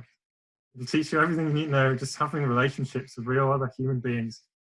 And you'll see this stuff happening. And it's like, you know, it's there. You know, and we got to know all the parts of the people that we're close to. But, you know, when we meet strangers socially, this stuff's, it's kind of kept under wraps. We see the persona. We don't see this stuff, which is carefully protected and locked away. But when you get to know somebody, you know, certainly 6 months to a year in, you know, spending any considerable time together, you'll start to see these parts. Well, they'll start to see them, and even if you don't, it takes a lot of awareness to see them in yourself, and that's part of the problem.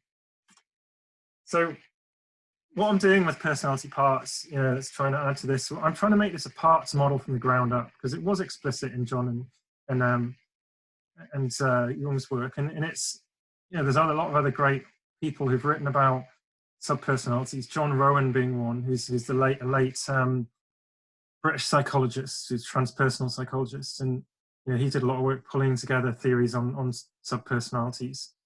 So I'm making that like the essence, the starting point. It's not traits, it's not type, it's parts. And I want to build this from the ground up with a foundation and reference to cognitive psychology and other areas. I don't want to just to rest on what Jung said 100 years ago. I think that's really important, that, you know, we've got to start building some new foundations to this stuff. And yes, it's great to build from an experiential, phenomenological point of view, but also to do other types of research. I'm also trying to, like, you know, divide the idea of this unified self construct that trait personality and often, you know, is looking at. It's saying, what is your personality? You have a personality. And making multiplicity or subpersonalities a real, like, explicit lens that we can say, look, we have to start taking that as our basis. You know, it's all grounded in mindfulness and experiential awareness of what is arising in the mind, being able to become more conscious, at least in a narrative sense, of what the mind is doing in its own right. I'm also quite explicit about the idea of there being 8 functions and 8 archetypes, which, you know, the 8 archetypes being attentional centers, which can use the 8 functions, and therefore there's basically 64 potential parts, which all of us share as a collective map. But there's 8 of those 64 which are primary to each of the 16 types, which are developmental pathways, which is what John's model points out. But the point is, certainly consciously at least, we can go on a hero's journey, like I said, and develop all 8 of the functions to some degree. So I'm coming to a close. I've done pretty well for time. I don't know, I could describe more about my experience of how the functions are for me. I've got ongoing research. I mean, this is the real key to this. So let me just go back. So, you know, for instance, I've spent years looking at this and I've got a real grasp now of what these 8 parts of me are like. And it took time. It took some real deep soul searching and time. These things are not just obvious. You just wake up one day and go, right, oh no, I know my shadow. You know, you have to spend sometimes years looking for these parts and trying to become conscious of them. And now I've got to a point where I've got a grasp of all of them, and I can start to conceptualize and help other people to recognize them themselves. But the 64 different combinations of archetypes and functions, there's a lot to be aware of how to recognize these things. So what I've done is I've come to now a point where I've written, I don't know what I've done there. I've written 64 different descriptions, which are hopefully like everyday and grounded enough to help people recognize these parts. And I'm in a process of developing them with focus groups of different types. So I'm actually looking at the minute for more people with sensing preferences. So if you're one of the 16 MBTI types with a sensing preference, and you know your type well, and you're interested in being part of a focus group with other people of your type, looking at these draft descriptions to help locate what these parts are for you, I'd be really interested in hearing from you. Please email me. if you're an academic in psychology and you think there's a way to try and take some of this sort of testable ideas that I'm putting forward with this, that could be done in research in the academic context. I'd love to talk about collaborations. If you're interested in knowing more about your own parts and how they work in your relationships and how they're playing out for you, do get in touch as well, because I run workshops and one-to-one coaching. So this is just the beginning, you know, hopefully of a journey. There's my email address for all those reasons. Do get in touch. I'd be interested to hear what you thought. This has been quite a didactic one-way talk, but I've had a lot to share. I'll be interested to have the discussion. I'm going to shut up now and let other people come in. But this is what happens when you ask an INTJ to share their thoughts on something. And suddenly you realize thinking they've been doing, and then it all blows out and explodes out at you. So you go back to this later and look at this on repeat, and you can pause the slides. And I'm not going to share the slides because the narrative comes with it. They're just a bit empty on their own. It all comes with what I've been talking about. So yeah, go back and review it if you want. I know Shrikant will be sharing it. Thanks to all of you for listening, and to John for graciously allowing me to share my thoughts on his model as well. So wonderful. Thank you very much, Richard. Richard, could you stop sharing the screen? Yeah, there you go. Wonderful. This was incredible presentation. This is one of the best presentations we have had, and you ended it perfectly on time. You covered amazing ground. You know, for people who are not familiar with, even for people who are not familiar, you kind of brought them along this tremendous feat. So now we go to the second part of this afternoon, where it's going to be a panel between Richard, John Beebe, and John Roth, talking about Richard's ideas. So John Beebe and John Roth, you can just unmute yourself, and you can have a back and forth. John Beebe first, go ahead. You need to unmute yourself, John. John, you need to unmute yourself. John. You do it, Shrikant? Just a second. Thank you. Yes. That's it. That's it. Yeah. Hi. Wow. I had the feeling as Richard started and well through the first 45 minutes that I was finally hearing the lecture that everyone who heard me lecture wanted me to give. And now I understand why they kept waiting for the extroverted thinking to kick in. And of course, it never did with my auxiliary introverted thinking. So this is a thrill to see how it looks in a way that perhaps my own father could have appreciated more. I had the funny peculiarity of being an only child of a mother who looked like Aphrodite but was actually a Hera, and a father who looked like Mars but was actually a Saturn. And so although they, in their marriage, it was Mars and Venus and an early divorce, I could never please either of them really, because where my mother was introverted intuitive, and we were 2 against 1 on the intuition against my father's insistence on sensation, which my mother described as being so damn technical, and issues like whether you put the cap back on the toothpaste tube. When I got to adolescence, my mother could not stand my extroverted intuition, and I couldn't stand her introverted intuition, so that when I wanted to go somewhere and do something, she would look at me with eyes blazing and saying, "You have lost your mind." And then on the other hand, with my father, every time I tried to bring up one of my own ideas, he would, well, when I was younger, he would say it that when the radio was on and I would comment on something a broadcaster said, my father would say, "Shut up, son, you don't learn from people who know nothing." Because he lived in the dictionary of received ideas, and he was planning to run for political office one day, and every news broadcast was a briefing, and he wanted to get the way people thought, where I wanted to think about it. So I had to learn about psychological type. I had to make sense of it to be able to deal with these impossible parents who bullied me and pushed me and also could not get along with each other. So I've spent a lifetime really working on it. So here we are now in 2020. Jung's Psychological Types was actually on the newsstands in, or wherever the books were sold in 1920.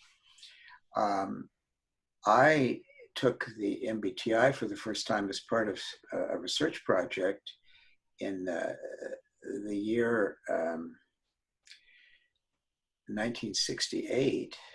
So that's 52 years ago. And I gave my first type lecture in about 1972 or so.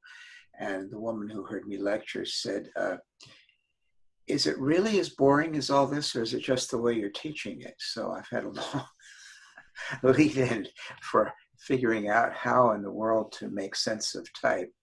And I've fought every possible battle in the process. And I'm absolutely thrilled that 50 years of continuous effort has produced some results. And I'm very grateful to all of you for being here. So Richard, I can't imagine an introductory lecture that is more thorough than this. I think it's amazing. It's just absolutely amazing. And I think you deserve every possible credit. So only 2 or 3 very small, but for me, very essential points. I think there's something you don't understand about archetypes, and it comes out in the way you talk about introverted sensation. I think you wanted to replace the idea of Bob McAlpin, which he got partly from me, that introverted sensation as an irrational function and an introverted function does 2 things that irrational functions and introverted functions do, that combine in a very interesting way. And since it's your own, by your own description, demonic and daimonic function, it wouldn't surprise me if you didn't undermine it in the demonic area, even though I think you have quite a respect for it in the daimonic area. You know, when I think of introverted sensation, I think of the jeweler who's able to bite on a piece of gold, let's say, at a pawn shop maybe or something, and tell you whether it's really gold or not. And to be sure, that's a person who's maybe been fooled a few times, and he's relying on certain past experiences of how his teeth bite in on the gold. And so you can say that it's based on experiences that he had in this lifetime, and therefore it becomes a semi-rational procedure for him because he has a certain set of sensate experiences that are very definite and that he can rely on to be sure that somehow the wrong gold doesn't bite the same as the real gold. The fool's gold doesn't bite quite the same way. But when you do that and put it all in this incarnation, you lose the force of both archetype and irrational. Because what I have found about introverted sensation people, and as those of you who know my partner, Adam Fry, who's here actually listening, and from whom I've taught this so often, and has so often been able to distinguish phony from real for me when I talk about something, I've learned that Adam didn't get everything he knows about sensation and introverted sensation from the experience of a lifetime, although he pays very close attention to it.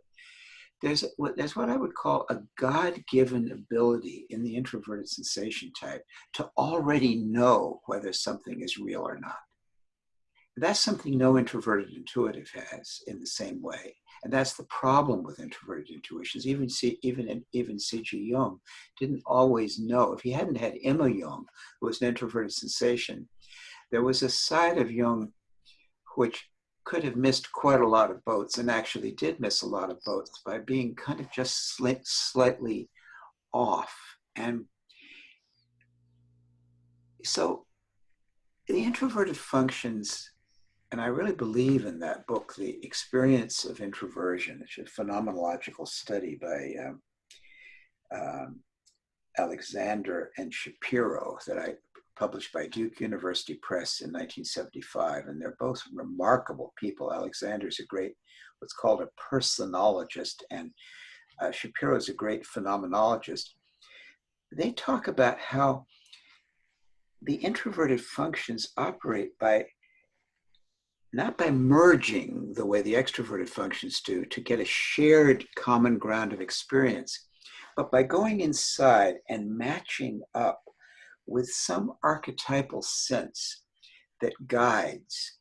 And so if it matches the archetype, then somehow the experience is complete. Whereas with the extrovert, it has to be a merger with the object. Now, that matching up with the archetype in the case of introverted sensation means experience all the way back to the turtle at the bottom of the world that the Chinese talk about. It goes all the way back to the experience of the tortoise through some millions of years of evolution. And so that when an introverted sensation type tells you something's real, they already have this enormous archetypal sense of what real is. Just as when an introverted intuitive divines, they have the whole history of religion behind them. Just as Jung found that history and studied that history, but he also had that history. He wasn't just a minister's son.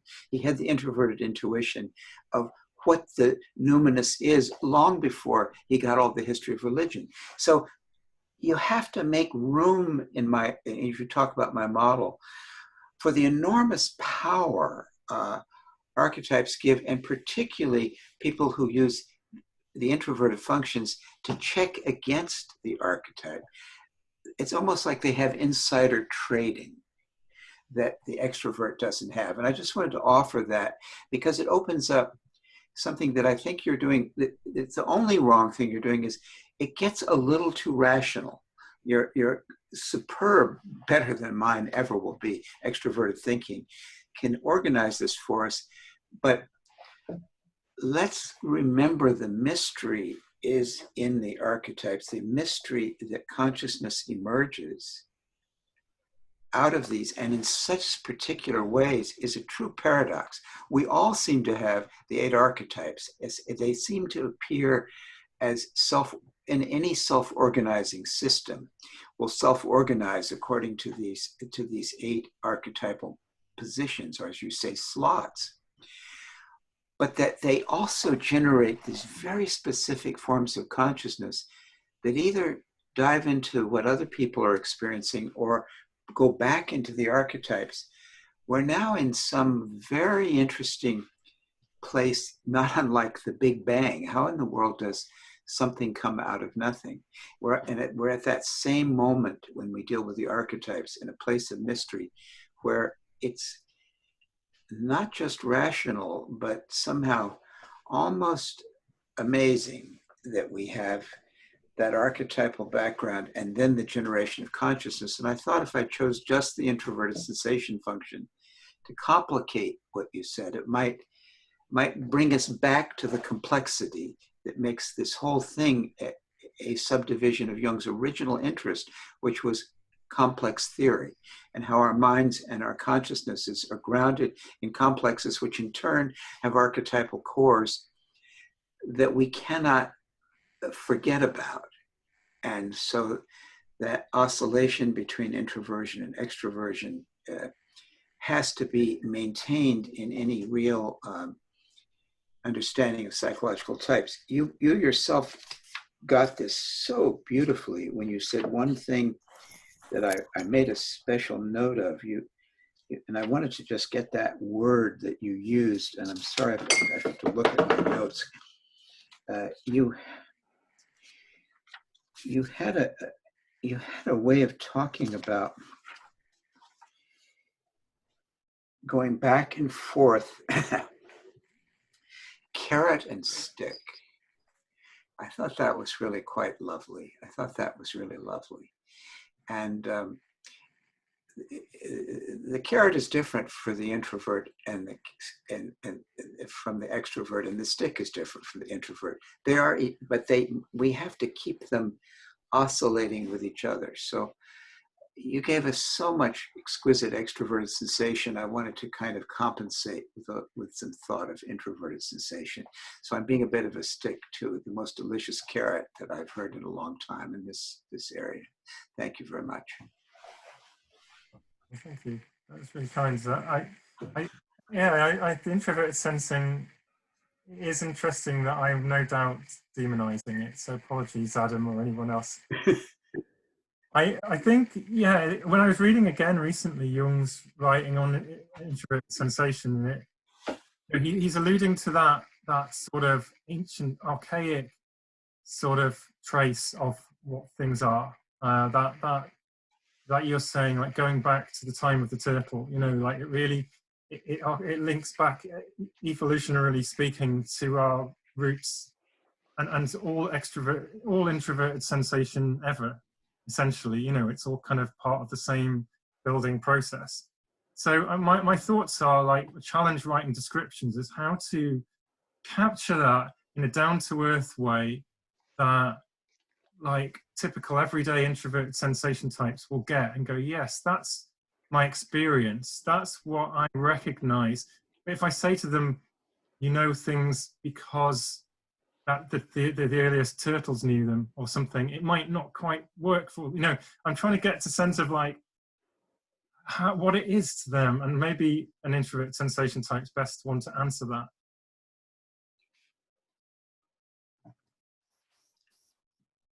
Maybe John Roth can help us. Please, go ahead, John Roth. You're in big trouble if you think John Roth is going to help you. I'll do my best to help confuse you. Thank you. I'm having fun with this, and obviously there's a lot here.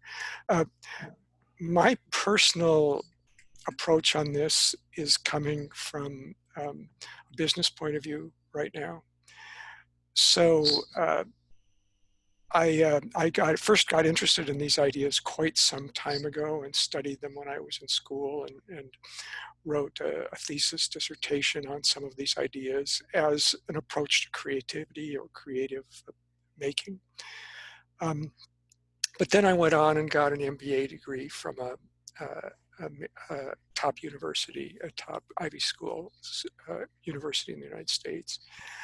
And it was kind of interesting at that point in time. I mean, as a side note, that at that point in time in business school, Jungian psychology was anathema, and business school taught organizational behavior based on V.F. Skinner, and it was all carrot and stick. And so they were teaching managers how to reward and punish people, and at this point in time, we know that there are limitations to when that works and when it doesn't work too well. And a lot of ways the theories have moved on, but it's interesting how these evolve. And so even though I think John Beebe would agree with me that 30 or 40 or 50 years ago, these ideas were pretty out there, but within the last 5 or 10 years especially, they've gotten more attention and more traction, and they've started to appear in a lot of interesting places. So I've been working with a large corporation for almost the past 20 years. And it's a surprise and so what I'm really talking about here are not therapeutic or direct one-on-one relationships, but I'm most interested in how group dynamics show themselves in a kind of a stable, enduring situation. And of course, John Beebe has written about this in a number of ways, and his observations are brilliant and a tremendous amount of fun. But the one thing that I think I'll emphasize in the little bit of time I'll take here right now is the notion between the more or less conventional archetypes that Jung talked about and became quite well established, which is the hero, the shadow, the basic shadow, the anima animus, the persona. Those were basic notions that pretty well became well established, and a lot of people observed these, and there began to be a kind of a momentum and substance here.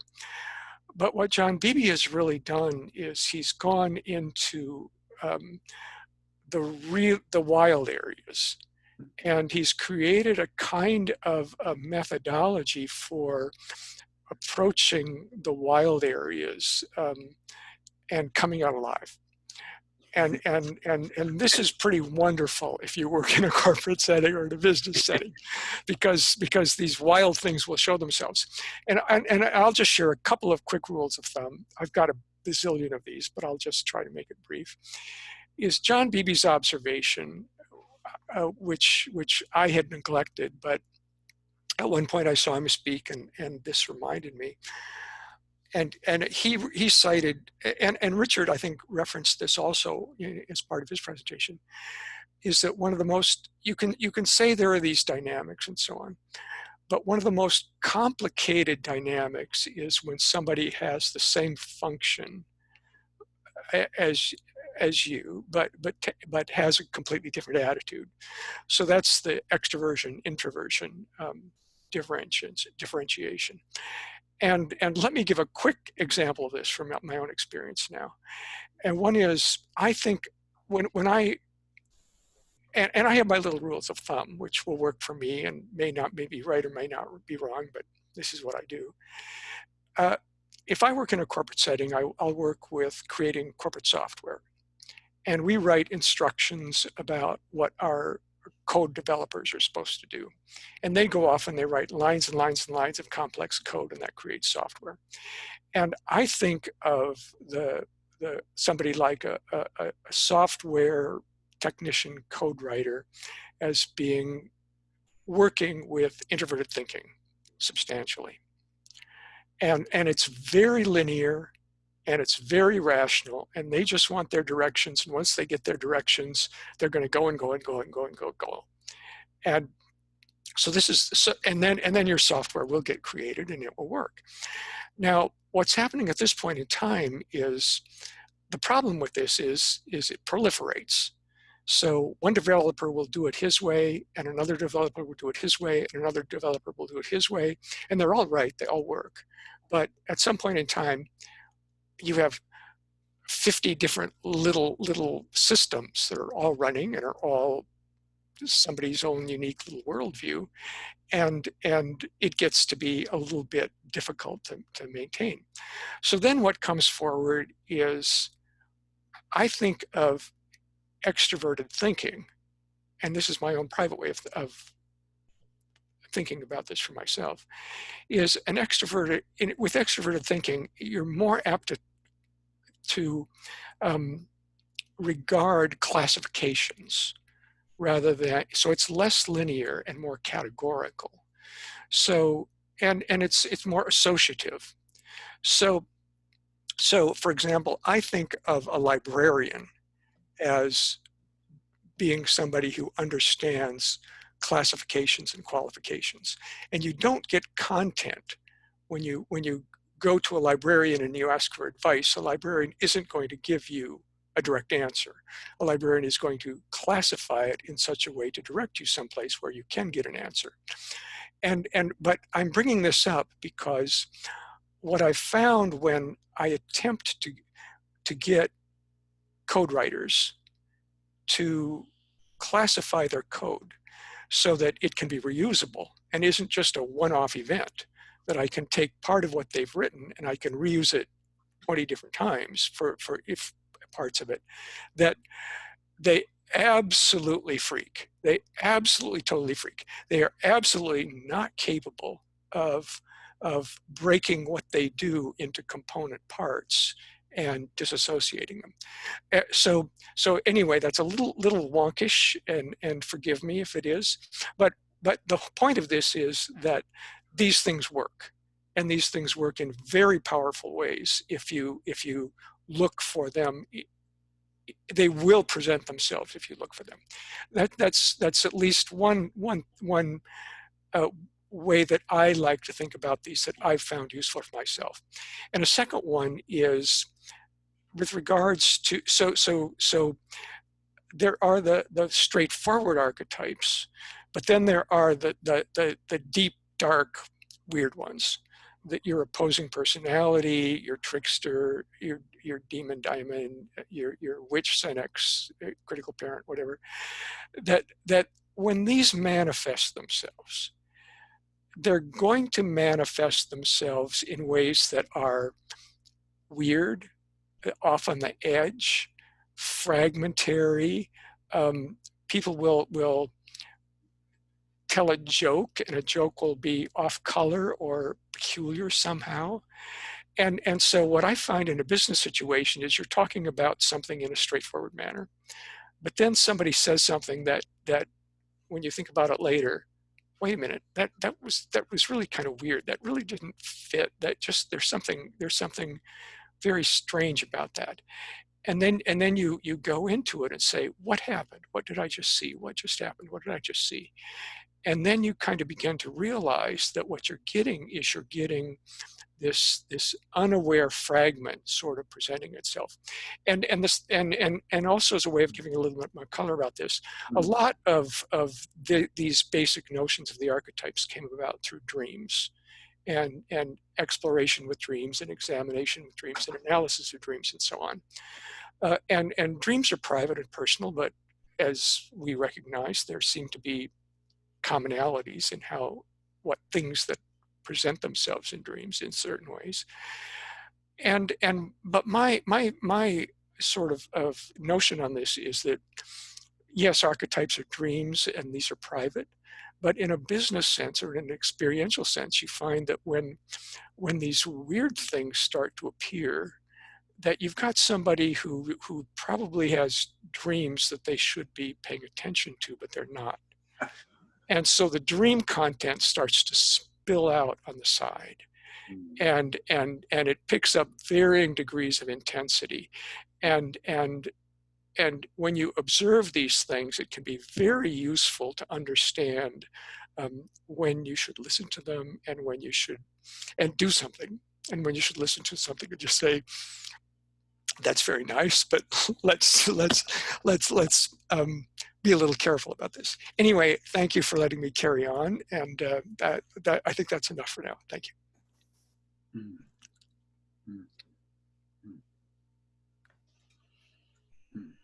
So, thanks. Yeah, it's a good point about consensus or lack of consensus when there's lots of people with their own interpretations of models and even definitions of functions. I mean, if you look out there, there's so many different ways people have conceptualized the 8 functions. So it's sometimes not even hardly recognizable as the same thing. So it's quite difficult to kind of bring these together, and I guess without some kind of objective standard of research, there's no way to really find that consensus. Excellent. What I want to do next is I want to start taking questions from the audience, and I'm going to use my privilege as a organizer to ask the first question, because this is something that I've been wanting to ask John Beebe for a long time. Okay. My primary function is NE, and a lot of the people in our group are either NE and NI as their primary function. And the thing that I found very hard is to understand the opposing personality for a NE or an opposing personality for a NI. So could you talk a little bit about, John, could you talk a little bit about how opposing personality works for an NE or a NI? Well, first of all, if I had to choose the one thing that I would call, forgive the pomposity, but my greatest discovery in the course of trying to make sense of typology for myself and how it works in me, I would call it the opposing personality. It was the last of the archetypal positions that I was able to actually identify and verify. And it was a gigantic discovery for me. It was no discovery for anyone who'd ever known me. I mean, I'm thinking back to when I was 18 years old and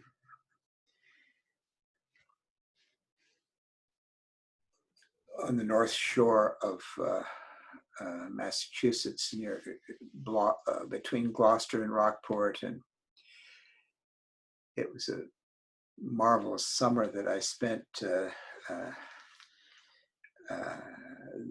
that near people that mattered a lot. Someone I knew at college, his mother had had a Jungian analysis, and she was always talking about it. So she was the first person I ever met who had a Jungian analysis, and she's also the first person I told I was going to, my decision to be a psychiatrist.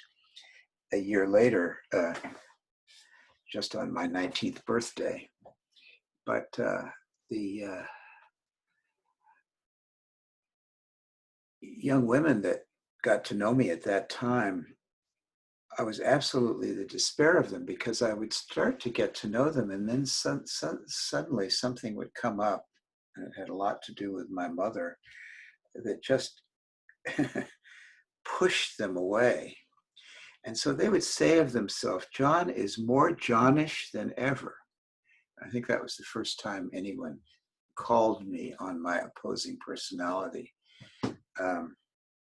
Those days I used to read a lot of Henry James, and there's a moment in at the beginning of The Wings of the Dove, one of his very late great novels, in which one of the characters is trying to get information about a woman that he's met. And the more he pushes the woman, she looks at him, and she's a great society hostess. And James writes, her face gave him the effect of a drawn blind. And I think the opposing personality is a marvelous defense of the self. If you don't want something to know something about you, or you feel that someone is trying to pull you into something you don't want, then it comes and it kind of pushes away. It controls the other rather than relates to the other. So when I realized that there was a part of me that, though extroverted, intuitive, was using a certain defense of the self that was quite introverted, but in an oppositional and rather defiant way, then I realized that this is the oppositional defiance that in my late adolescence I was giving to my mother, who was a very strong introverted intuitive, who had a real demand for continuous intimacy with me. In fact, it got to be rather a problem. If one even talked to my mother, she would suddenly interrupt and say, I can't see your face, I can't see your face. And I had to turn my face toward her. All that I found quite obnoxious. So I rather took up an introverted intuitive defense. And in my early years of analysis, I remember talking endlessly about my mother, who was really quite a piece of work, quite intrusive, and quite demanding of a kind of object relatedness that really challenged my own extraversion, actually, because it was so possessive.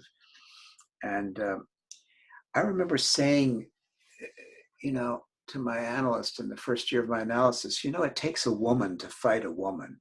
And I was trying to figure out what in the world, what that meant to myself, but it just popped out in that strange way of extroverted intuition, sometimes grabbing hold of what's so, but not knowing why, but it's absolutely so. In that one sense, I would say about extroverted intuition, it's not that all things are possible, it's that one thing is possible. At that time, that one thing was that woman I thought I needed to be in order to pay back my mother or get my own personal space. And then I had the dream that really kind of clarified it for me, although it was at least 20 years before I understood the dream fully enough to be able to codify the opposing personality. My mother was a very attention demanding person, and anything we did together, she was very conscious of how it was being done, so that actually crossing the street could be a drama with my mother, because if you didn't look at her and hold her or moved slightly faster than she, there would be a scene. So I'm taking my mother to her seat in a movie theater, but I have my mother on one side, and I'm holding Barbara Streisand on the other side. So there I am between my mother and Barbara Streisand. I have these two women, and my mother is being predictably difficult. She's complaining virtually every step I take or we take, because it's either going too fast or I'm not moving quite enough toward the right seat in the theater or whatever it may be. Now, I'm not doing much more than trying to guide my mother to her seat in what I think is as considerate a way as possible. But the way my mother is behaving is quite difficult, as she could be, and that was famous and not just my own perception. But Barbara Streisand was just giving my mother hell. Barbara Streisand was just going at my mother in the most extraordinary way. And so I thought what I got from that dream at the time was no wonder I went into analysis with a depressed ego, because not only did I have my mother on the one hand, but I had Barbara Streisand on the other hand.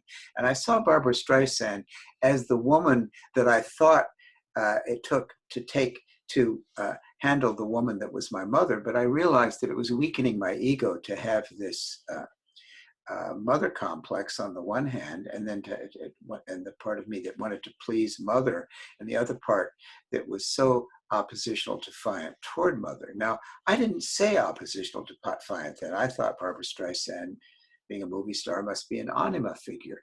I did think she was my anima figure, or my negative anima figure, because she was born roughly the same. I was born in 1939. I think she was quite close in age to me. So and she had come up just as I had come up at exactly the same time. And her first big album came around the time I was starting medical school, that kind of thing. So there was a certain parallelism that we had. I had that dream around the time, a couple of years after her first movie, Funny Girl, was released. So we're talking about a dream that I had in the late 1960s. So years later, it became obvious to me that Barbara Streisand was not, in fact, my anima at all. She was something very different. My anima, when I finally found her, as you read my book, was an introverted sensation, Chinese laundress, who was not at all glamorous, didn't use makeup, and wasn't a movie star, but she could fold things and put them in order. And that need of mine, as you can see in my type work, to put things in order and to orient myself, that's my connecting point to the unconscious. That's the bridge to put me sorting things out and cleaning them and making them clear. That's all part of how I orient to the deep self. The Barbara Streisand part of me was the part of me that was defending myself so that I could have my own identity rather than simply turn my heroic function into my Heracles, you might say, into the glory of Hera, my mother, that I was going to just achieve in a heroic way, the way my mother wanted me to do, and rather that I could individuate along my own lines. And so the Barbara Streisand was my way of talking back. Now, when I thought of all these things, I thought, now, that presupposes that I'd made the decision that Barbara Streisand was an introverted intuitive, and that she was typologically like my mother and a part of me that I could use to defend myself against my mother. In other words, my negative mother complex. So I thought of it that way. And so when I was coming at it later, then I, using my introverted sensation, when I began to realize that I had a gigantic part of myself that was nothing other than an opposing personality, that I often used introverted intuition in exactly that way, to push away some other part of me that would like to merge and please, but is fearful of being devoured, as I had sometimes felt devoured by my mother, who had taken such advantage of that extroverted intuitive son, to have a partner and a person who could sort of be her lifetime therapist. And if I'd done that, I would never have been able to differentiate myself as a psychiatrist and analyst or write my books or anything. So I thought, am I right about the typology here? So two things happened. Once I was sitting in my office thinking, are you sure Barbara Streisand's as oppositional as that? I mean, there are difficult stories about her people working with her, but my God, she's had one of the most successful long-term movie careers and places in the recording and the Hollywood industry, and won numerous awards. Surely she can't be that difficult to get along with and that oppositional to have gone that far. And just as I'm thinking that, the phone rang, and I picked up the phone, and there was a robocall. This is Barbara Streisand. Where is it written that politicians, yeah, I guess she is an opposing personality. I guess that's okay. So that was verified. But then I said, introverted intuition, this is one of the great musicians of our day. I mean, my God, think of all the sensation that goes into singing. Think of all that. And so, so then I do, with my introverted sensation, try to verify my ideas. So there I didn't get it the same day. But just a very few years ago, Barbara Streisand recorded her first jazz album. And so whenever she did something new, she was very good at gaining publicity. There would be an interview. So there was an interview in the New York Times, which I get daily. And so I think this was the Sunday Times. And there was a long interview with Barbara Streisand. And she was asked, now, do you work out your arrangements? Your arrangements are so striking. And so the way you sing is so clearly different from other people. And so how do you work out your arrangements? Do you work them out on the piano first and then take them to your arranger to orchestrate them? And she said, oh, I don't read music. She had done it all intuitively.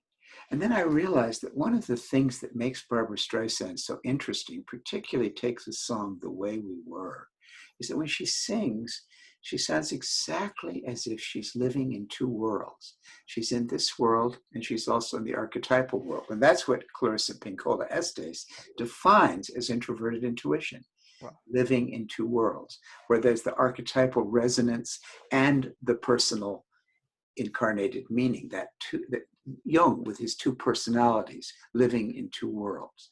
And so in those ways, I think I could verify that my opposing personality was introverted intuition. It was oppositional defiant. It was opposite in attitude from my dominant function. And then I began to work on what are the faces of the opposing personality. And I decided, and I find it more helpful for me to get things I can verify. And sometimes when you're trying to do an unknown thing, the 4 works very well.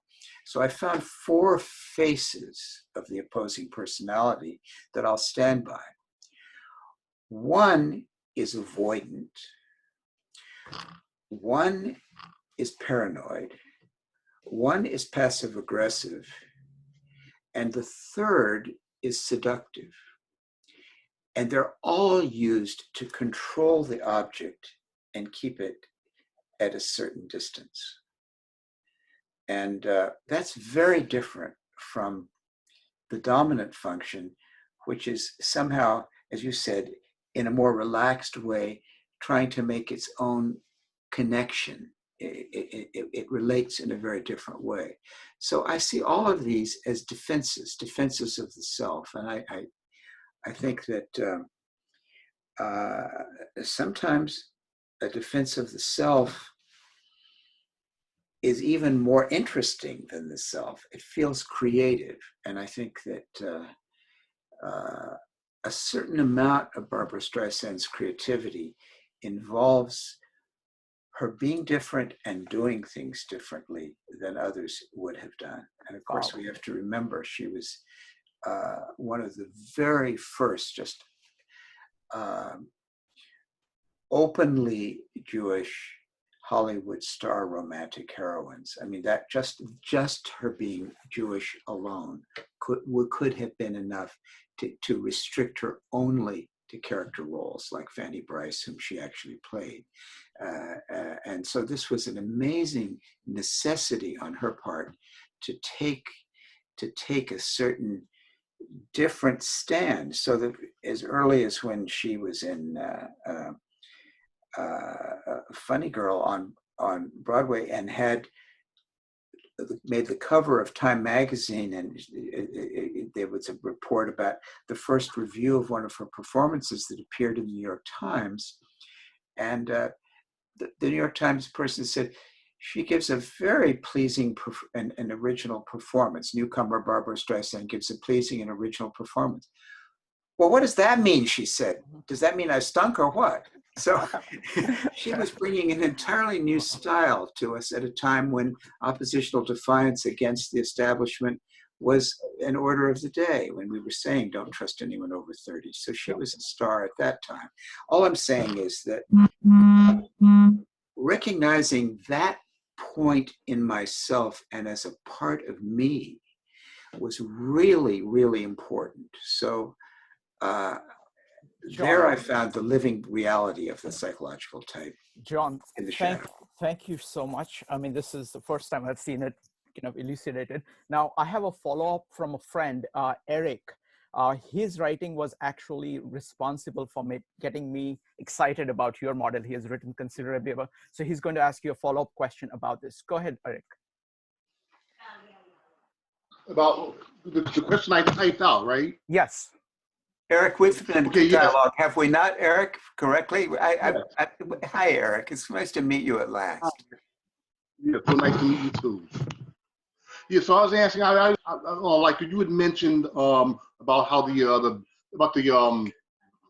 anima, I'm forgetting the word, the opposing personality being energized by the anima, when it really should be, the anima should be energizing the self, but sometimes instead energize the shadow. So I was wondering, is that what makes the opposing personality the opposite gender? I kind of assumed it is, but I always wanted to make sure, and I was hoping you would elaborate on that in the book. Well, you see, that's the problem with Jung's writings about the anima is that he doesn't realize that there often are in the same man, just taking the simplest model of a man, not that I think that the inferior function is only always carried by an anima figure, but it often is. I often say it's 3 to 1. The connection to the unconscious in a man might be 3 dreams out of 4, the figure will be contrasexual, the other gender, female in a man. And then the other time it'll be male.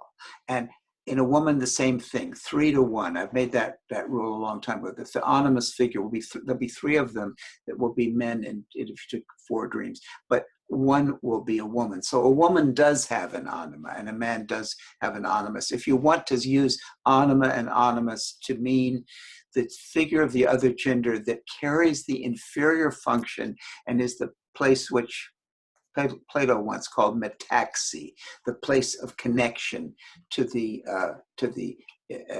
rest of the unconscious, that all important archetype, the bridge archetype.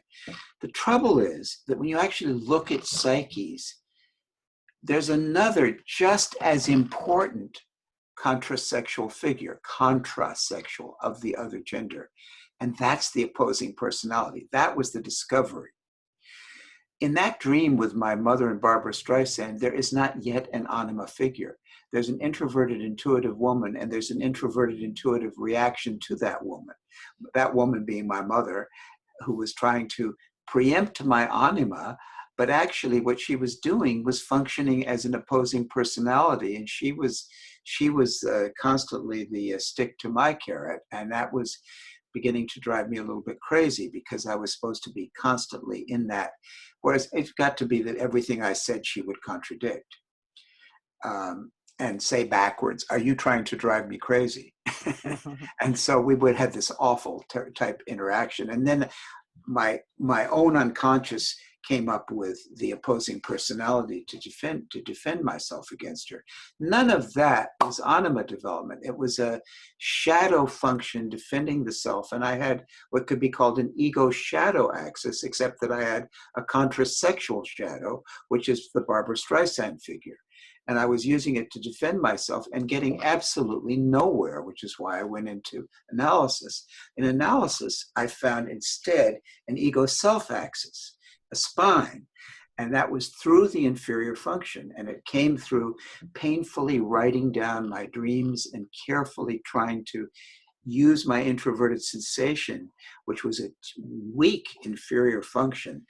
But I got myself to use it to kind of account for myself and precisely get what was true for me. And that gradually opened up a phenomenal anchor of personality. And it has led to all kinds of wonderful things that I was able to do that.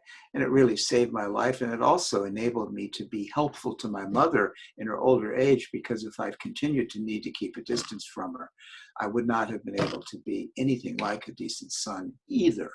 So the whole thing really turned my life around, and I owe it to the care that Jung gave to introverted sensation about the specificity of dreams, which I picked up from him, and the part of him that thought of himself as a sensation type when he was a medical student.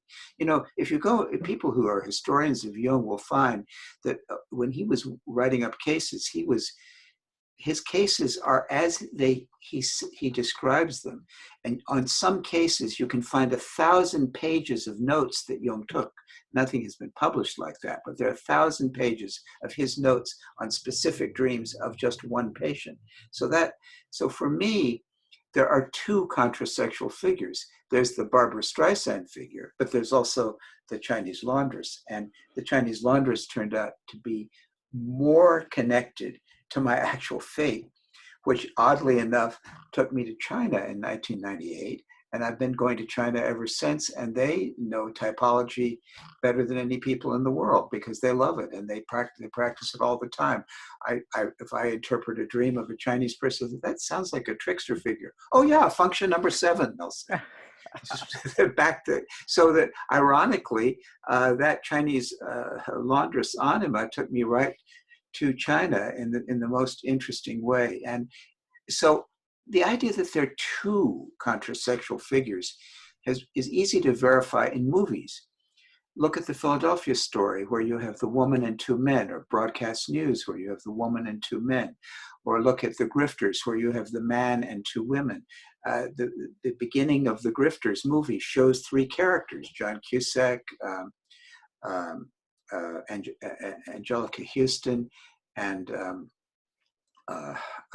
Annette Bening.